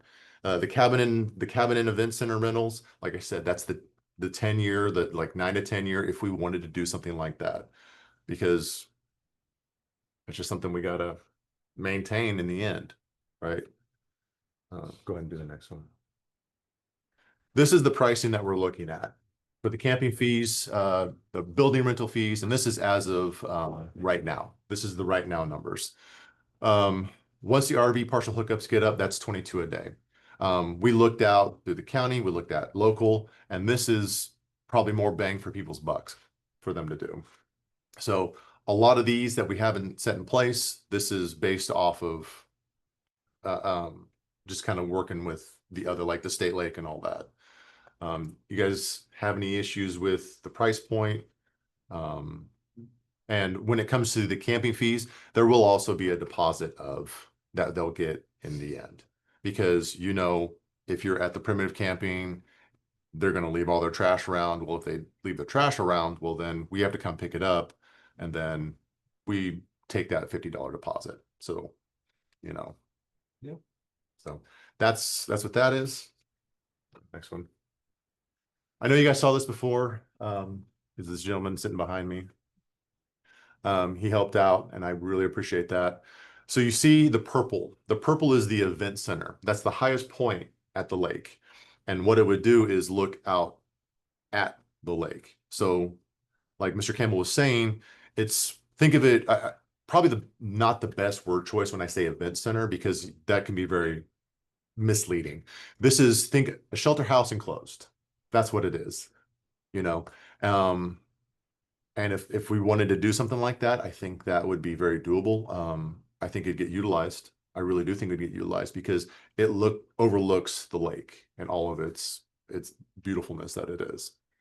So that's pretty much the presentation of. So I'm at the questions point of this.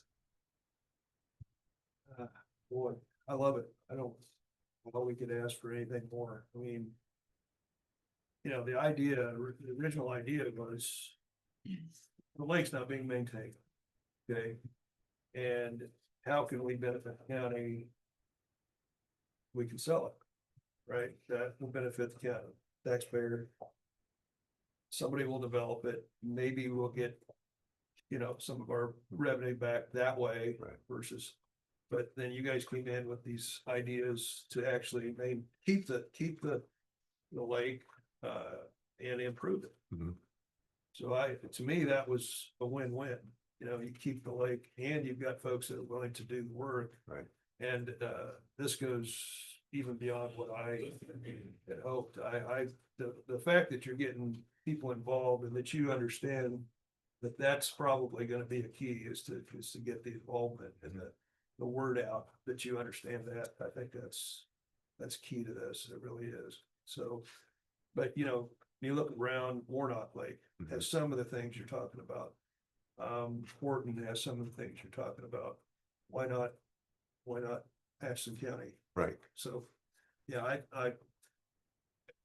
you guys have looked at all the details of these things, you know, so you've got the answers, and I'm glad that you compared, you know, your pricing and it's affordable. And the fact that you're saying, let's not go there until we can fund it, until we know that there's funding for it. Right.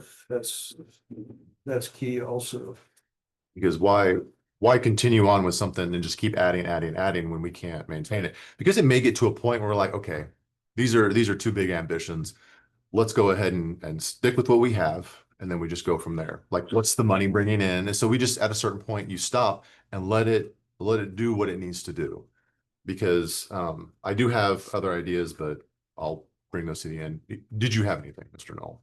You're good. Other than the event center, you don't like my words. I'll change my event center. Eric says no. Okay, gotcha. Ms. Quinn. This is just incredible, and like the amount of time and that you guys as a committee have put into outlining a plan is something, I mean, it's really hard as the county to let this rise to a priority level. You've been here all day. You hear some of the challenges we face. And it's not that we don't want success. So having you guys partner with us and just watching this continue to get better every time we get an update. And I'm just super excited about the seasonal kickoff event.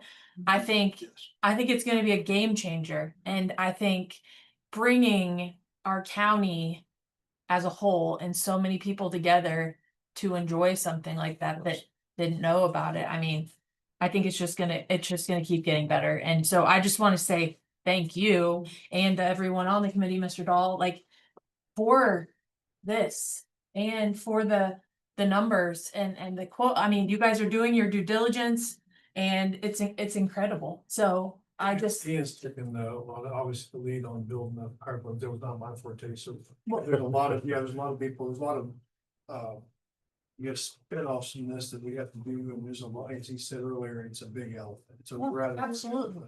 It didn't happen overnight. It's been decades in the coming. Yeah. The way it is today. So, but this is fun, and then obviously we're bought into this. And saying I don't have what else to say. We're bought in it, we live there. And this is important to keep it to where it's usable by the county and somebody wants to come, it's not out of county. I mean, obviously we want to draw people in, as I said earlier, several weeks ago, is Right. how do we tell people about Atchison County, and what makes people come and stay in Atchison County? What's Yeah. gonna be their draw? Yeah.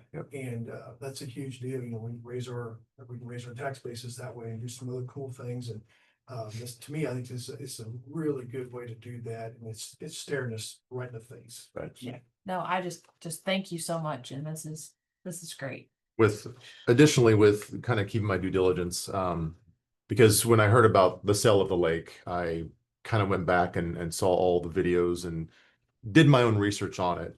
And I realized that there is property tax burden in Atchison County.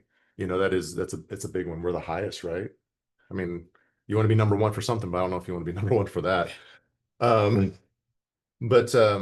So with this, I've actually had this for a while, and I wrote up essentially a resolution establishing alternate strategies to reduce the property tax burden in Atchison. And the reason I'm bringing this up because one begets another one begets the one that I want to talk about the most. And what that does is it kind of outlines the land reinvestment and repurposing. It's operational consolidation and efficiency, government process simplification, revenue invocation and grant strategy, performance-based budgeting, and that's what that one consists of. So it's an idea. What I did was I looked at all of the resolutions that are still enacted. I looked at all of them.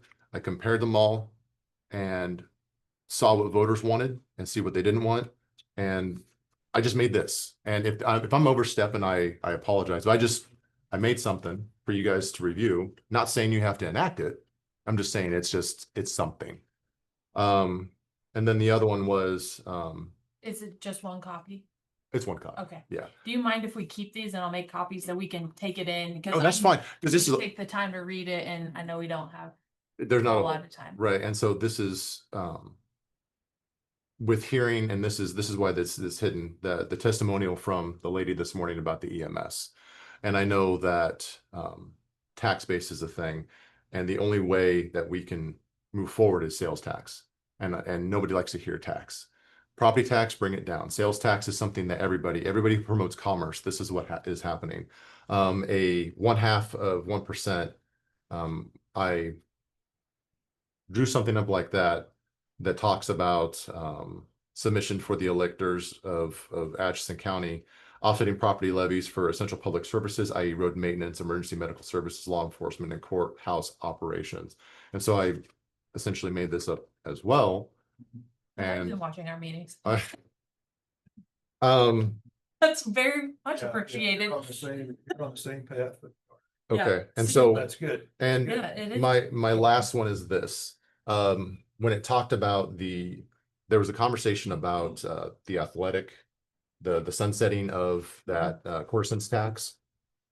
I would almost ask that get extended, you know, through the proper channels and whatnot. And then what it would be is a countywide 1/4 cent sales tax, retailer sales tax shall be continued effective January 1st of 2028 for the purpose of funding county facilities, including the Atchison County Lake Memorial Hall, Atchison County Courthouse, and the Atchison County Road and Bridge Department. And what that does is the revenue generated from the tax shall be allocated among the 4 facilities as follows, with the percentage repeating every 3 years and the 10th year mirroring the first. So went into just the percentages of what they would get every year and just continue on with that. Because what this would allow each one of these, I know that I've heard tuck pointing a bajillion times in these meetings, and it's for this building, it's for Memorial Hall. I spoke with the Memorial Hall chair, and he is on board with. We can't, Bring it up. you can't, it's a dedicated tax. You can't just put it on to whatever you want to. No, The verbiage would have to be there. The verbiage, yeah. Sunset and You then can't extend replace. it. You would have to Sunset revote. and And replace. correct, it's sunset and replace, and that's kind of what I was getting at with that, without trying to, I'm not a writer, guys. But I wanted to bring this to a point, because when I brought this to my committee, if we wanted to do, like, if we could be a part of that, one of them was like, well, I'm against it, until he realized what it was going for. And to let the public know that this is potentially something, this quarter cent sales tax could be for these 4 elements that need this, that absolutely need this, then the property taxes could go down essentially.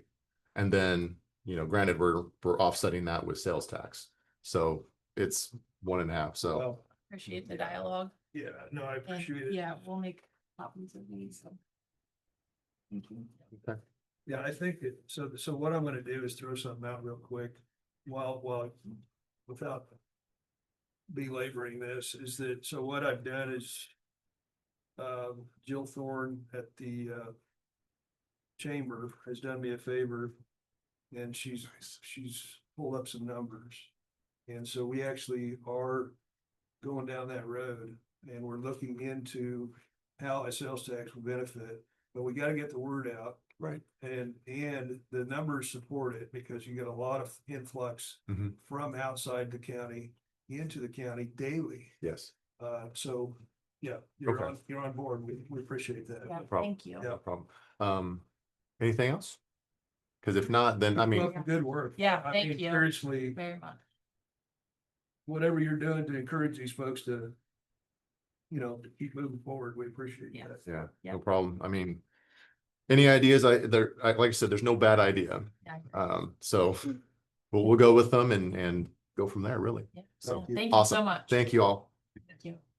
All right, we have Mr. Toby Kuhn joining us via Zoom for a discussion on just some more details on the KDHE program for the illegal dump program. Mr. Kuhn, thank you so much for joining us for this. I know I had sent you an email with some questions yesterday of just, Is he on? yeah, he's right there. He's on, but can we hear him? Yes, can you hear me? Yes. Yep, we're Thank you. Okay. so yeah, thank you for your response so quickly, and thank you for jumping on here with us today. We appreciate that, because we just want to make sure that we understand some of the fine details to make sure that, this is a successful relationship with all parties moving forward. So So, Definitely. I want to work with the county as well as the property owners to make this, the best possible process that we can. Would you like me to go through the list of questions that you submitted via email and just kind of give you a response to those?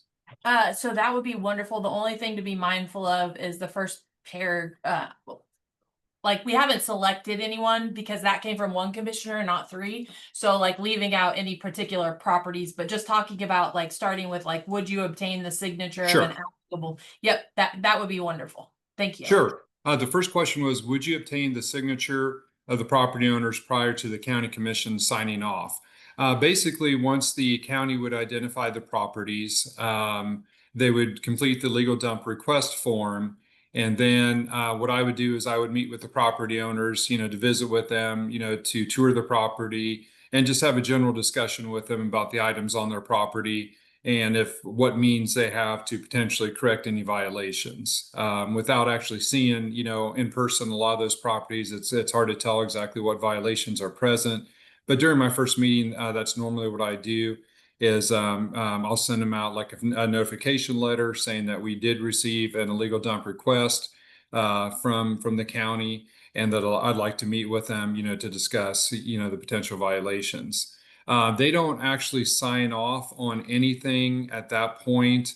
The only time that they would actually sign anything would be as if we're going to provide some type of financial assistance. So for instance, if we're going to provide a roll-off to them or if we're going to come onto their property to actually do the cleanup to assist them, then they would be required to sign the consent access agreement. They would sign that agreement first, and then the county signs it, and then finally KDHE would sign that. Does that kind of clarify that for you? Does that make sense? So it does for me, and I think that's a really good sticking point for me of the assistance program was kind of my focus in this discussion, not just, you know, oh, this is an illegal dump, because we've identified those and kind of communicate with them amongst ourselves. And we can do better, you know, pushing efforts to get cleanup. I mean, and I'm just one of three, but like talking through this, like the assistance for me, some of the property owners had blatantly asked me for finding assistance programs to help them clean up and to get into compliance. So I don't know. So initially, I think the reason that this second version came up, this question came up, is that so as long as I've been on the board, we have not gone that second, third step yet. We've notified, but the punitive side, you know, that side of it, we haven't gone into that. So this is the reason. So if the way I think you stated it is that we have to sign off before you can even discuss it with okay, because in my mind, it'd be great if you could go for like a orientation meeting with the folks and just feel them out and say, okay, this is what I have to offer. And then come back to us. I don't know if you're experienced. How do you feel about that? And is it even a possibility before we? The state statute that authorizes the illegal dump program specifically states that the program can only operate within a city or county at the request of the local governing body. So I really don't have, you know, any authority or the capability, you know, to, you know, contact the property owners, you know, in advance, you know, to discuss the program with them and what we can or cannot do. If I do get the legal dump program request form from the county, I will reach out, you know, to the citizens, you know, the property owners, and discuss with them, and then I can report back to the commission before we take any additional steps. So as a commissioner, and I'm gonna utilize an example for my property of needing assistance. Because when we had talked to, you said, you know, it's better for the commissioners not to try to explain this program, right? Because you're the one implementing it, you should be the one explaining it. But from a general conversation point of for a property owner that's been on there for beyond 5 years, because this is going to be my 5th, and we haven't seen any progress, and they say to me, you know, well, I need assistance. This is the opportunity, but to explain to them, like, we're going the distance to get remedy here, and if you genuinely need assistance, this is going to be a good thing. But if not, you're going to be forced to find means to get it cleaned up. I mean, because to me it's just transparency and being like, this is what's coming down the pipeline, and we want to work with you. Like for our standpoint, we want to work with you, but once this is initiated, like, it seems to be somewhat out of our hands. And you know, I guess I just want to understand the whole process so that what we think is going to be a positive doesn't turn into a negative. Correct. The first approach that I always take whenever I receive the legal dump, you know, request form is when I meet with the property owner, I always want to try to achieve voluntary compliance. I want to let them know what they need to do, how they can do it. And then if they express that they're maybe physically unable to or financially unable to, you know, to do the work that they need, that's when we can move into the voluntary assisted compliance where we do the inability to pay paperwork, or I make, determination, maybe it's a situation where they're not the responsible party, so there'd be no restitution, that would be held against the property owner.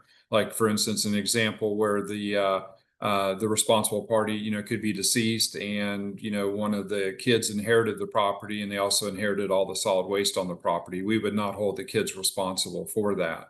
And so, then we could, move forward under, the consent access agreement where, potentially we just provide them a roll off so they can do the work. But if they're not able to do the work, and then KDHE and the county can do the work, utilizing your employees and equipment. But they're given, plenty of time because, the first thing that we always try is we want to work with them. We want to give them voluntary compliance. It makes it cheaper. And if they're, in a situation where they can do the work and they do have the financial means, if they need, 4, 5, 6 months, to get it done, we'll just keep monitoring it as long as they're making progress. Okay, and then help me understand the assistance you can give on like vehicles. You talked about kind of something that you could do, possibly setting them up with the means to move vehicles. How does that work? Vehicles, as far as the number of inoperable vehicles, once they have over 9, they're required to have a salvage permit, and that's regulated by KDOT. I can make those referrals, or the county can make those referrals as well, to KDOT, for them to come out and do an inspection. I have done numerous ones where the property owner decides to salvage the vehicles themselves, just to make the cleanup easier, or they just want to get their property cleaned up and they realize they can't have that many vehicles. So as they're doing the salvage of some of their recyclables, they have a company come in and do the vehicles as well. But that's something I can't regulate. I can't force them to do anything with vehicles. Is that, would the funding help with that part of it? If there were No. room in there? No, okay. Okay. No, the funding can't be used, for vehicles, to remove vehicles, anything like that, because the funding is only allocated to solid waste, and the vehicle would not be considered solid waste. Okay.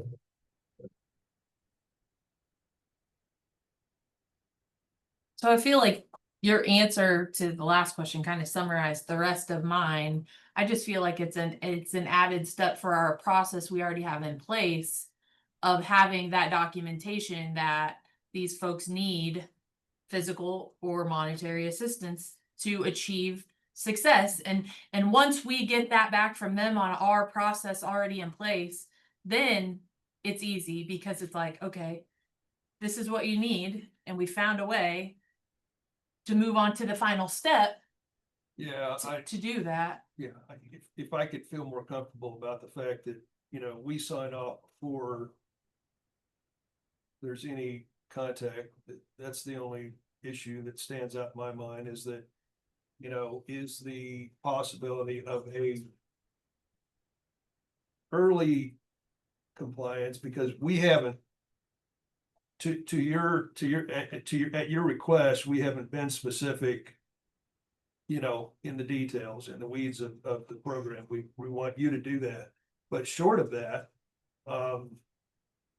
the homeowner doesn't actually know until, or the property owner doesn't know until you get there, and then you can lay out all the details. And by then we've already committed to it, and that's we just have to come to terms with that, because that's what we're talking about, right? Once we've signed off, then we're committed, and you can go ahead with the process. Okay. Yes, the initial paperwork, gets me officially, involved, as mandated by the state statute.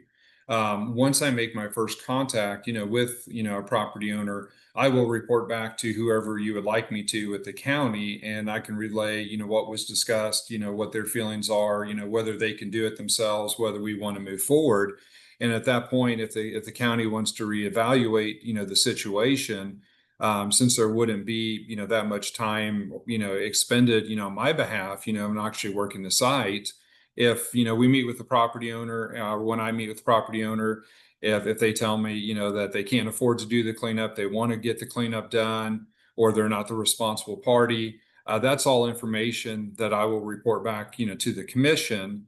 And so that way we can, reevaluate at that point. But I just can't really make contact with the property owner saying, that, because I can't really do like a consultation, with the property owner on this. We can do an inspection, but I don't think we want to, do it as an enforcement. I'd rather do it through the legal dump program. Okay, well, I like that. Now that helps me move along with this, that you. One quick question about financial assistance. So, if I was not able to clean up my property because of I needed financial means, right? And you come out and meet with me, and you have the documents for me to qualify for that, and I fill them out, and then you find, oh, actually you have some income over here, that you could be utilizing toward this. So I'm not going to give you the financial means, but you're still going to clean it up. Is that a timeline, or is that you call in the dogs, you clean it up and then send them a bill? Or do they have the ability to say, okay, look, I've got away with this in Atchison County for 15 years. Now you're getting stern on me. I better figure it out and clean it up on my own to come into compliance. Like, help me understand the process of like getting results outside of the financial means if they don't qualify. Does that make sense? So that Yes. they do it in the most economical way to their likings, I guess. Okay, let's just assume, for the easiest explanation, that the property owner is the one that is responsible for the solid waste, accumulation on their property. If they express, or one of the, conversations that I do have with them is, if they do have the financial, and if they're physically, able to complete the cleanup, if they tell me that they can't afford it, they're given the opportunity to fill out our inability to pay documents, which are then submitted through our KDHE staff that uses the EPA guidelines for poverty. At that point, I will get, a memo back saying, yes, they do qualify for the inability to pay, or no, they have too much income that they do not qualify. That step is always completed even before I ask for consent, to actually do the property, for the cleanup, because I want the property owner to know what they're facing before we even ask them for consent. If they meet the inability to pay, where they're, not going to be held responsible, then the next step would be we do the consent access agreement, and then we work through the paperwork to eventually come on the property to do the cleanup. If they don't meet the inability to pay guidelines, then we can look at, maybe it's not the full-blown cleanup. Maybe we can just make it cheaper for them, and maybe provide some assistance as far as just doing the roll off, at a limit, at, a much cheaper cost versus bringing a bunch of employees and equipment on the property. Okay, and you had used the example of children inheriting a property. So basically the owner is not at fault for what has been collected. Have you ever had an instance where another municipality is at fault for what the owner has collected on a property? I've never had that situation. I do understand, from some prior conversations that there is a situation, a similar, to that up in your area. Yeah. But I have never, dealt with that, as far as, that type of situation, as far as determining, or going back to do, the restitution against, like a different governing body for restitution. Typically, it would just depend on, where the nature of the waste originated, who was responsible for that initial waste, and then, how it got to the property as well. Okay, so in a situation like that, if a parent is passed away, you're not getting restitution from them, but the current owners aren't responsible. Did I miss who qualifies? There would be no cleanup? restitution. Okay, so that because goes we at the only same do situation. we only do restitution against the responsible party. Wonderful. Yeah. Could I ask a question? Is there a state database of illegal dumps? I have all of my, files and stuff, but as far as like something that's searchable, to the public, no. Okay.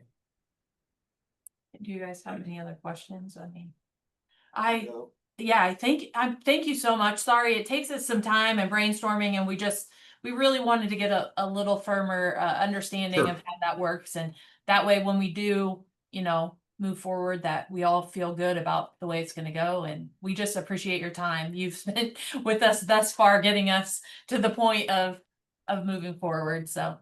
Would you like me to briefly touch on some of the other questions in the email? I can answer some of those pretty quick if you would like. I mean, sure, like I was just kind of shooting from the hip of some of the things that were rolling my brain. The next question was about how do you handle solid waste items that may be of sentimental or monetary value? Are they allowed to keep them? Yes. What I do is, like, before we do any cleanup, I will work with the property owner. Say they are not the responsible party, they consent to do the cleanup. I will meet with them, either the day before or the morning before we start, and I'll tag everything that's of, monetary value or things that they want to keep. And then I also document, by taking a picture of every single thing that I put the orange tape on.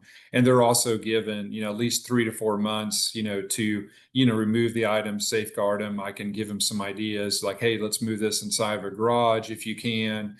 If they tell me that there's something valuable, but it's like in the middle of a, like big pile of trash, for example, we can't, during the cleanup, we can't remove all the trash to get to that item, but the property owner is given time to do that themselves.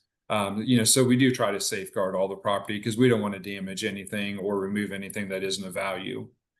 Another item was, at what point can the county commissioner stop if it's going sideways and doesn't seem to be a positive outcome? That would be, in a situation where, like, even after, the first meeting, after the property owner, when I report back, I will have a better idea of each property that you refer as far as what the process is probably going to be. Ultimately, the illegal dump program request form on the back of it, it does not obligate the city or county to move forward, with this. It's just asking for our assistance, to do the program.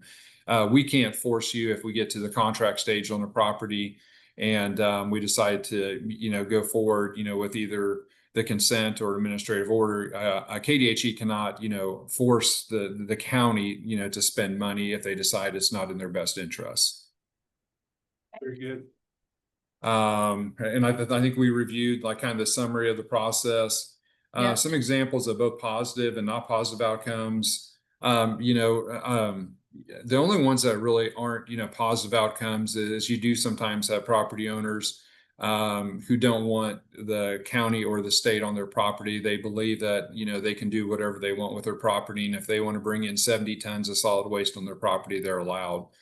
So we do have some instances across the state where we do have to do the enforcement action to get access to the property on administrative order.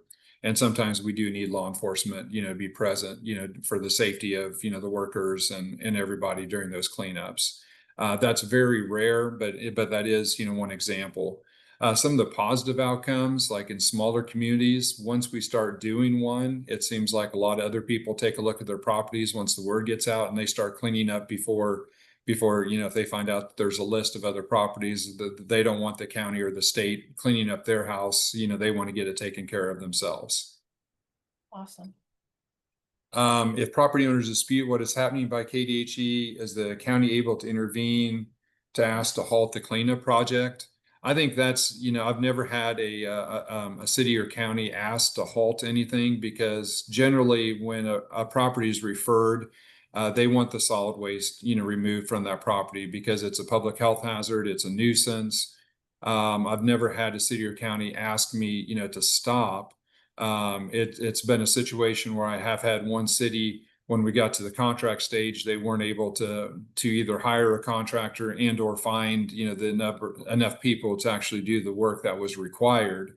But I've never had a city or county ask because normally if the property is being referred, they want the waste removed. And we always err on the side of not everything on the property is going to be removed. Not everything is solid waste.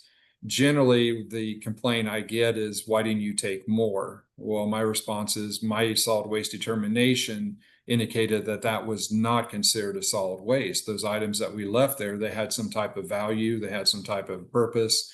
So if I've received any complaints from a city or county, it's like, well, you should have taken more from a property, if that makes sense. No, it does. Yeah, no, thank you. Because it's not going to be a home and garden TV, property by the time we leave, because people are allowed to have items outside their yard.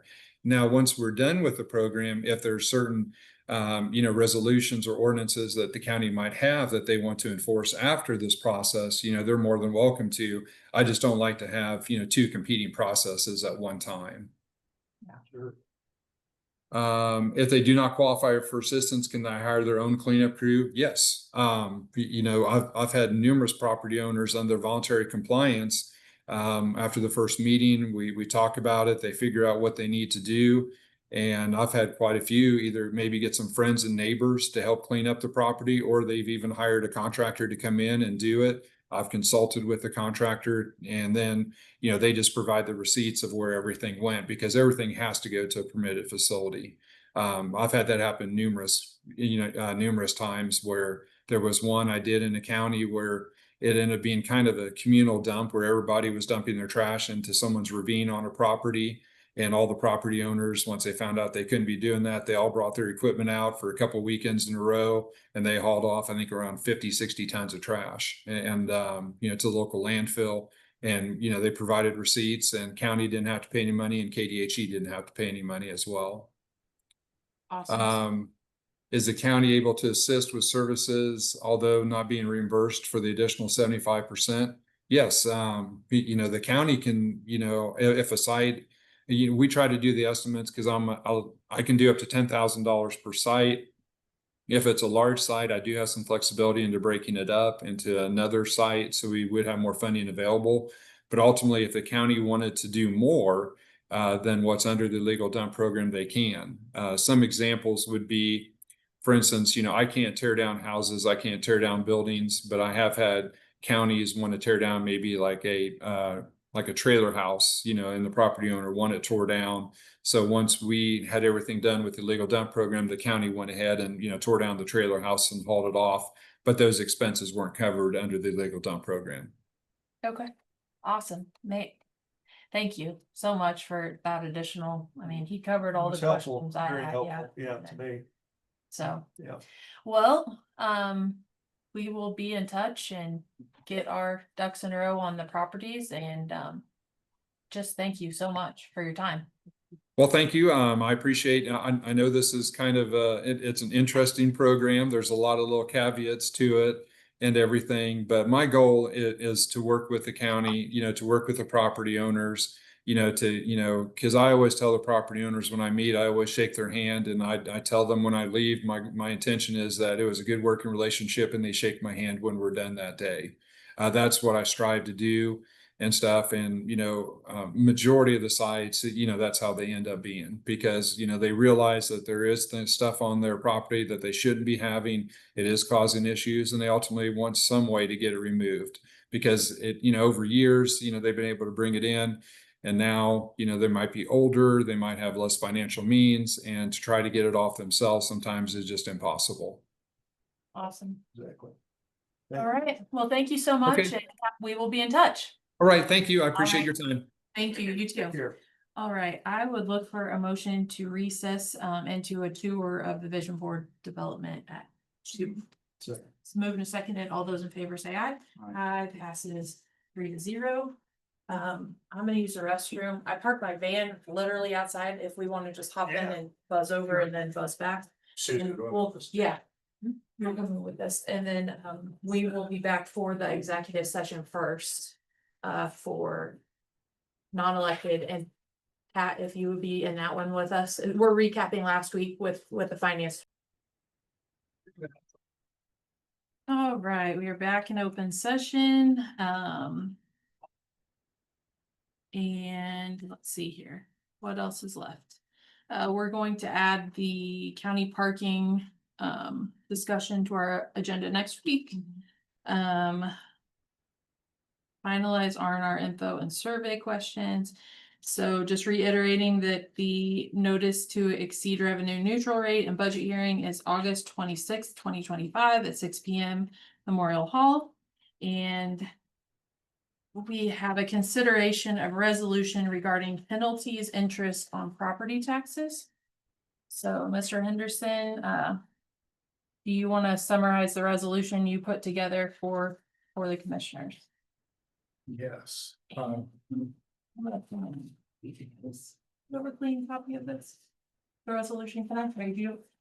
My thing bled oak, so I just need that. Okay, sorry. Getting my version of it open. Okay, well,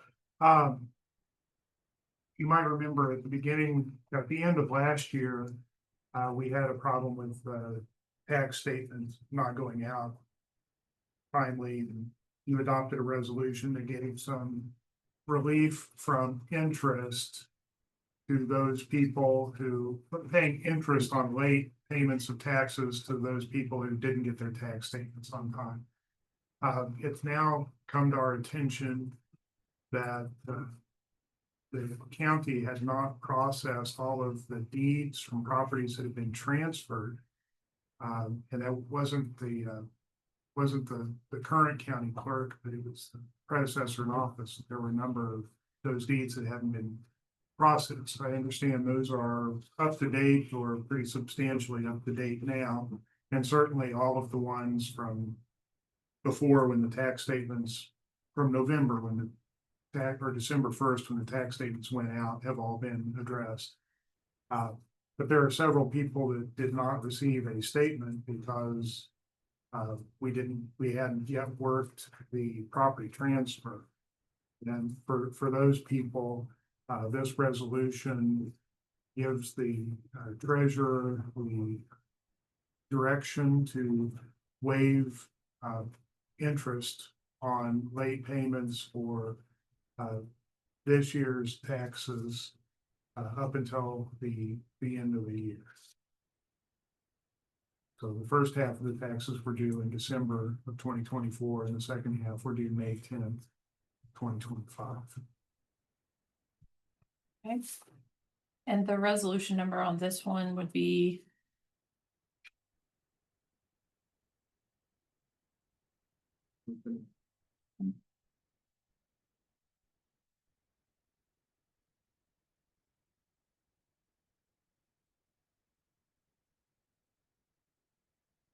Does the treasurer have the form for people to certify on? Because it says they shall certify on a form acceptable to the county treasurer.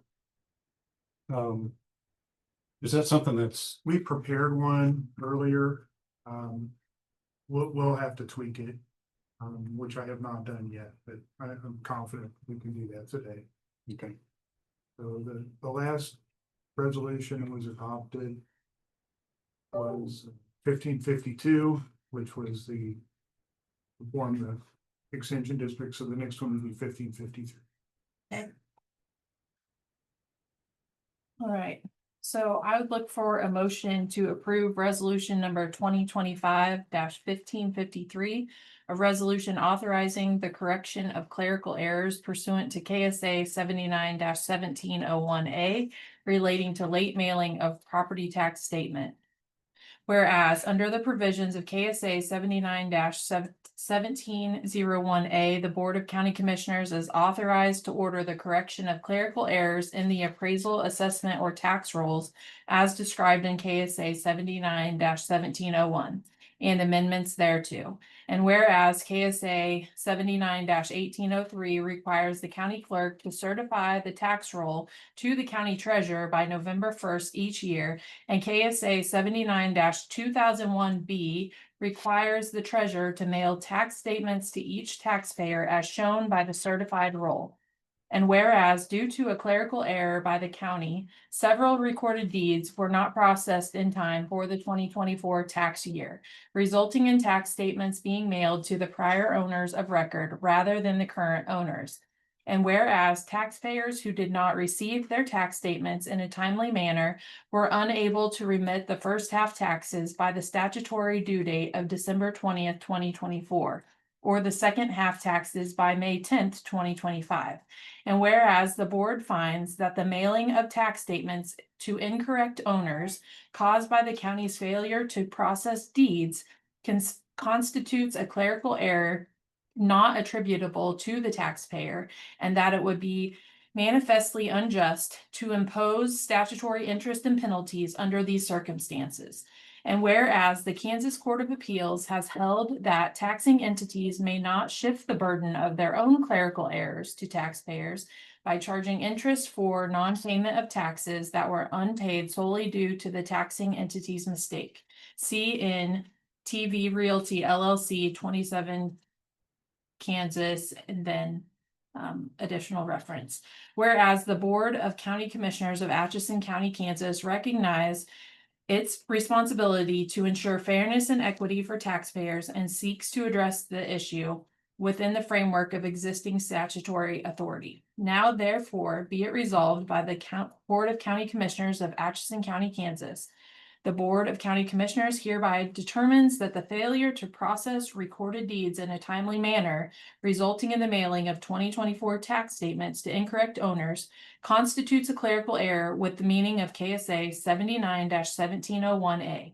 Pursuant to K.S.A. 79-1701A, the county treasurer is authorized and directed to waive and abate any interest and penalties assessed on 2024 real estate taxes that were unpaid due to the county's failure to process a recorded deed in a timely manner, provided that the full amount of 2024 taxes is paid on or before December 31st of 2025.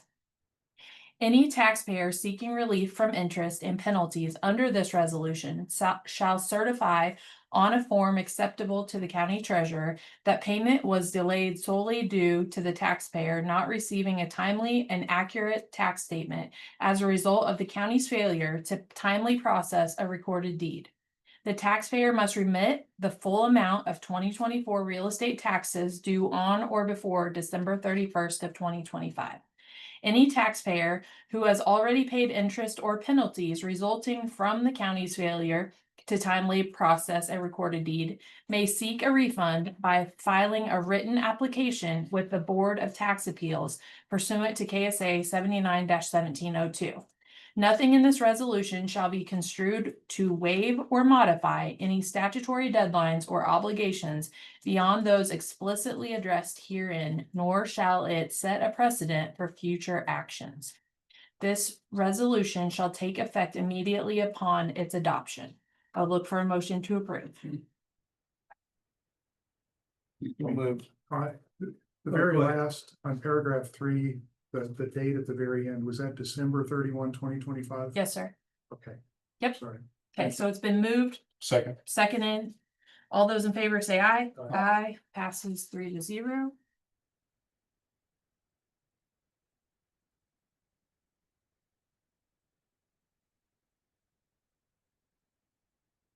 And once you attest that, I want to ensure that we get that out on the county website so that people, the social media and website, so that the people, because this has brewed up a lot of concern, so that they understand that there's a. In the normal process of things.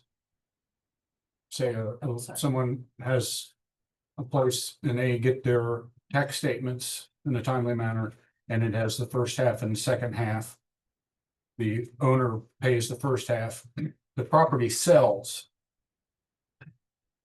Does the new owner get a mailing of the second half of that statement? Well,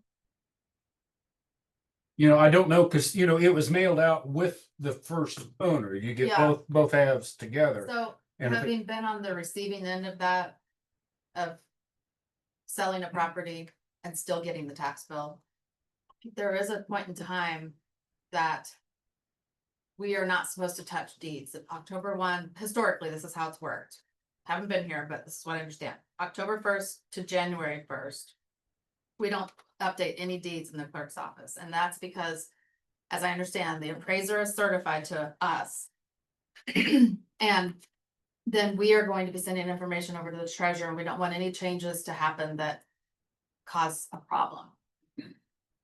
So for those 3 months, nothing is updated. So I think it kind of depends on when now, there's also that the treasurer's working in 2024 right now. The clerk's office is working in 2025 and the appraiser's office is working in 2026. we're all functioning in different years. So when we go in to do an update in 2025, it doesn't do anything to the 2024 statements. So, however, I did just figure out with the software company that there is a way that we can make that bill retroactive. And so we will be in the clerk's office going forward, doing these extra steps that then update the previous year. And how that's gonna look with communicating with the treasurer's office, I don't know yet, because Connie's out of town. We haven't had a chance to sit down. She doesn't even know that we figured this out. So we'll have to come up with a way that we can then, I don't know what her statutorily she has to do, if she's already sent a bill out, and if we know that it's gone to the wrong person. What are we obligated to do? What do we want to do beyond obligation? Like it's. Well, so- see, it's actually, it didn't go to the wrong person, it went to the right person when you Right. sent the two halves. Right, And that's what was getting me thinking about that second half. That could still happen.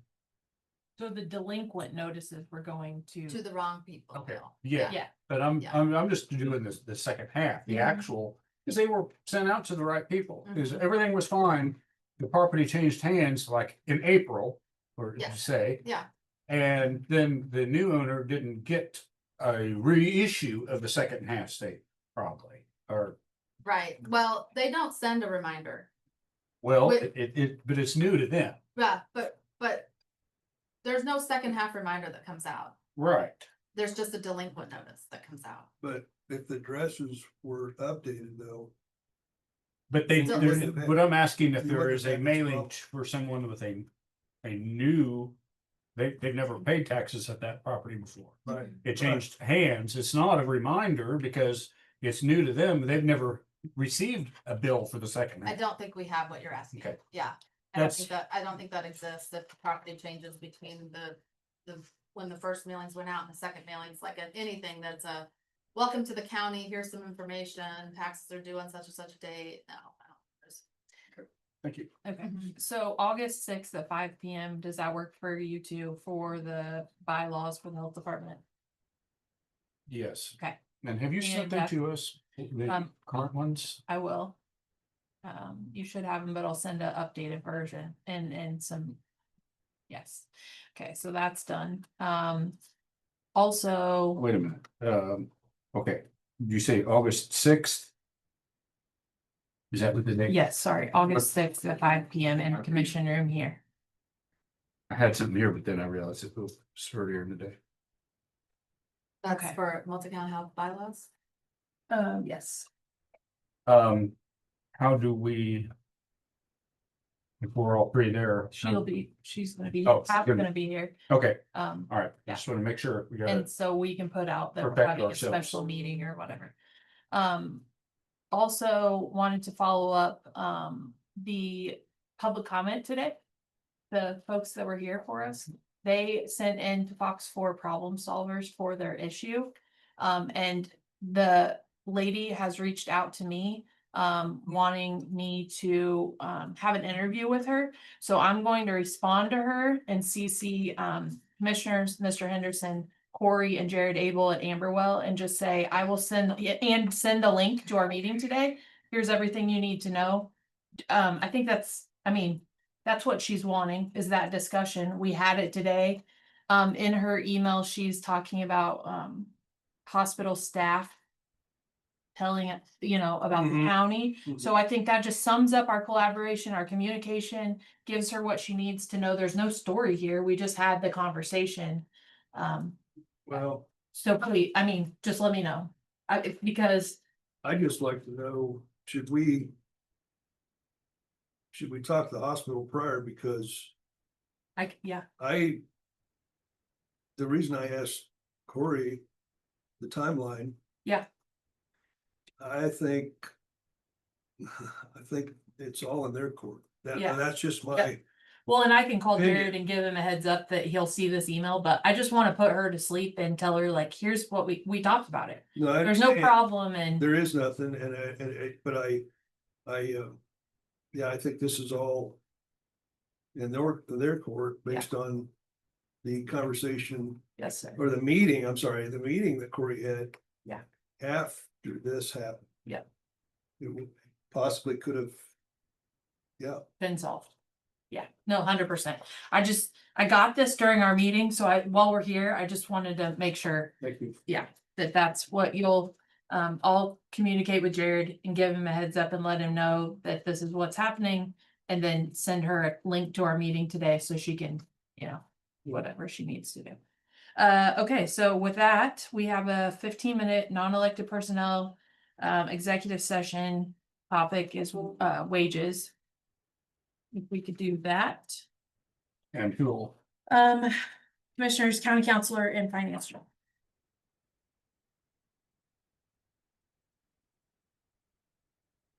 I'll move that the Board of County Commissioners recess into executive session at 1:24 PM to discuss personnel matters of non-elected personnel as allowed by K.S.A 75-4319B1, and that the purpose of this closed session is to protect the privacy rights of the employee.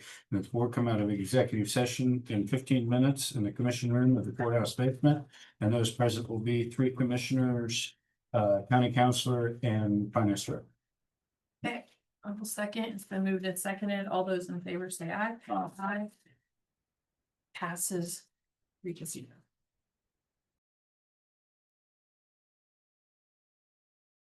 Okay.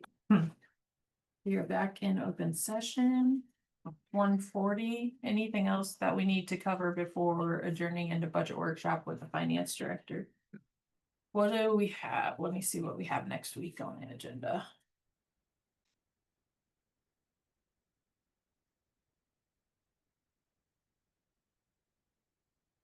I wanted to confirm the town hall meeting, the community health town hall meeting. Is that this tomorrow? Yes. Where's my? We need to finalize R&R What is it? on there for today. Community health town hall meeting. I've got it from Well- 11:30 to 1. We aren't gonna do it, that's fine. My calendar. Maybe it is. One. Amberwell? It's on the first. You have that at all? Sorry. Look at Anyway? I don't remember Look at seeing my anything calendar. about See- that. Sorry, the town hall? Yeah, Yeah, they sent it out because you had to take the community survey and, is that, Is it Took a survey. Okay, That's it was the fee- in that email. that says he's got it for today, No, but I've it's got it for tomorrow. tomorrow at 11 to 1. Okay, 11 What's to tomorrow? 11? The Amberwell Town Hall, community needs survey results and discussion. That's Wednesday, July. I just had it. I've done that once before, a couple of years ago. Okay. And then, all right, so anything else that we need to talk about? No. Survey questions. Yeah. Oh, R&R. this yeah, survey questions in our. yeah. And then the illegal dump program request form, the 2 that we've identified. Do you want to, we could fill those out and vote Yeah. or, Move forward with that. yeah. okay. Yep. All right. You, okay, with me calling for a motion on those 2? Yeah, I think I'll be against whatever. Why? I don't think it's a good thing to put those questions. Oh, no. This one. Illegal dump program. Oh, The 2 I thought you were on addresses. the, Sorry, no, the 2 addresses. We're gonna get there too, but, yes, yes, on the 2, Okay. and I was unable to get a hold of my guy. okay, so 2 pending the 3rd, but at least the 2, we can fill them out and get them into him to Yes. kind of Yes, start it. I'm sorry, I'm. And my yeah. person will be so excited to hear from him because he wants to learn about the program, so. Yeah. Okay, so I would look for a motion to fill out the illegal dump program request form on behalf of 2 addresses that have been on our nuisance list. 6455 Rollins Road and 2411 Pacific Street. To submit to Mr. Kuhn after our further understanding the program today. So So moved. Second. moved and seconded. All those in favor say aye. Aye. Aye. Passes 3-0. So that will allow us to do that. Okay, survey questions, R&R notice, she's gotta get it out. I know I was tasked with kind of working to finalize that, and in doing it, I had some thoughts that I wanted to share with you guys. With all the good intentions of what we're striving for, I always try to put myself in the other person's shoes. And I'm utilizing the number 5 question as an example, because all I could think of is I try so hard to have people pay attention, to know what's going on, and it's just, they don't. And it's really hard to get people to follow along and know. So if you get this in your mailbox and you read number 5, like, would you support a sales tax to offset property taxes for any of the following? Well, if I know nothing about nothing, it's hard for me to say yes and to know what that means when it comes to election equipment, IT security upgrades. Like, to me, those are our job to know what is needed. So I was wondering, how we talked about putting information on the back. Would this survey be more helpful for the people to be, in school where you read the paragraph and then you answer the question? What if we did, here's the challenge and what we're facing, and then ask the question, so they have some back history of knowing, the commissioners see these as challenges, and give some examples. So you read and you understand, would you support this? I don't know what you guys think about that, but I really think that giving a little bit more on some of these questions. Instead of rushing it through. Yeah. See, my thought was, I saw your, thought on it, that you would, was it you that said that you would create? Like on the digital survey? Yeah, you could manage that. So on that, you could do what you're saying. On the digital side, you could really expand, right? Yeah, because then Now, you don't have paper real estate taking up. you don't have paper. But my thought from the very beginning was, will you reach, will there be a certain group that you won't reach, or that because it's digital, they won't respond versus the paper? Now that's the only reason that I thought the paper was important, because, and then if you do that, you can't target certain folks to mail them, you have to mail all of them. So if you can convince me that we'll still get a good response, even though, and one that covers the whole county, all the demographics, by doing it electronically, will we get enough of that? Cross section. Could you ask your, I don't want to jump in, but could you in your like when you do your care recording, maybe just do that and say, hey, this is going out electronically, but if you have a loved one that maybe needs help, could you help them be with it? Like, how? You could do that, What about- or just a note, well, and just a note. Instead of all the questions, a note in your notices that says, be looking for these questions, these survey questions What about, online. because we talked about there being a section that like people cut off, put on their fridge with we were worried about this sheet of paper, them having to send part of it back in, and it containing information that they wanted to keep.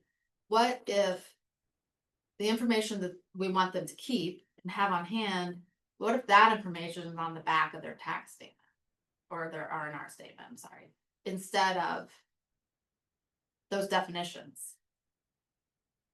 And then you took 2 pages to do your survey. I mean, because the definitions are gone, or maybe we can still include the definitions, just smaller, yeah. And then you could have 2 pages where you could do your paragraph where you explain to them. I think a lot of times what I need to understand is, what problem are we trying to fix here? You're proposing a solution, why? What problem are you trying to fix? And I think that paragraph would allow people to understand, oh, here's what they're trying to fix.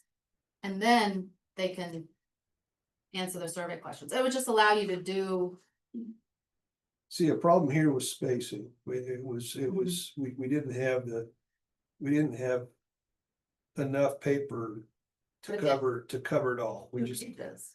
well, but I think I feel like we've pretty much filled up to, and we still don't have the room for the definitions that Casey's talking about. I feel like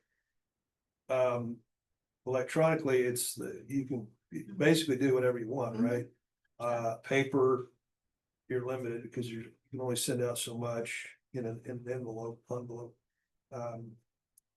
I'll go either direction with this. I like your idea because that demographic we're talking about does listen to care, generally does listen to care.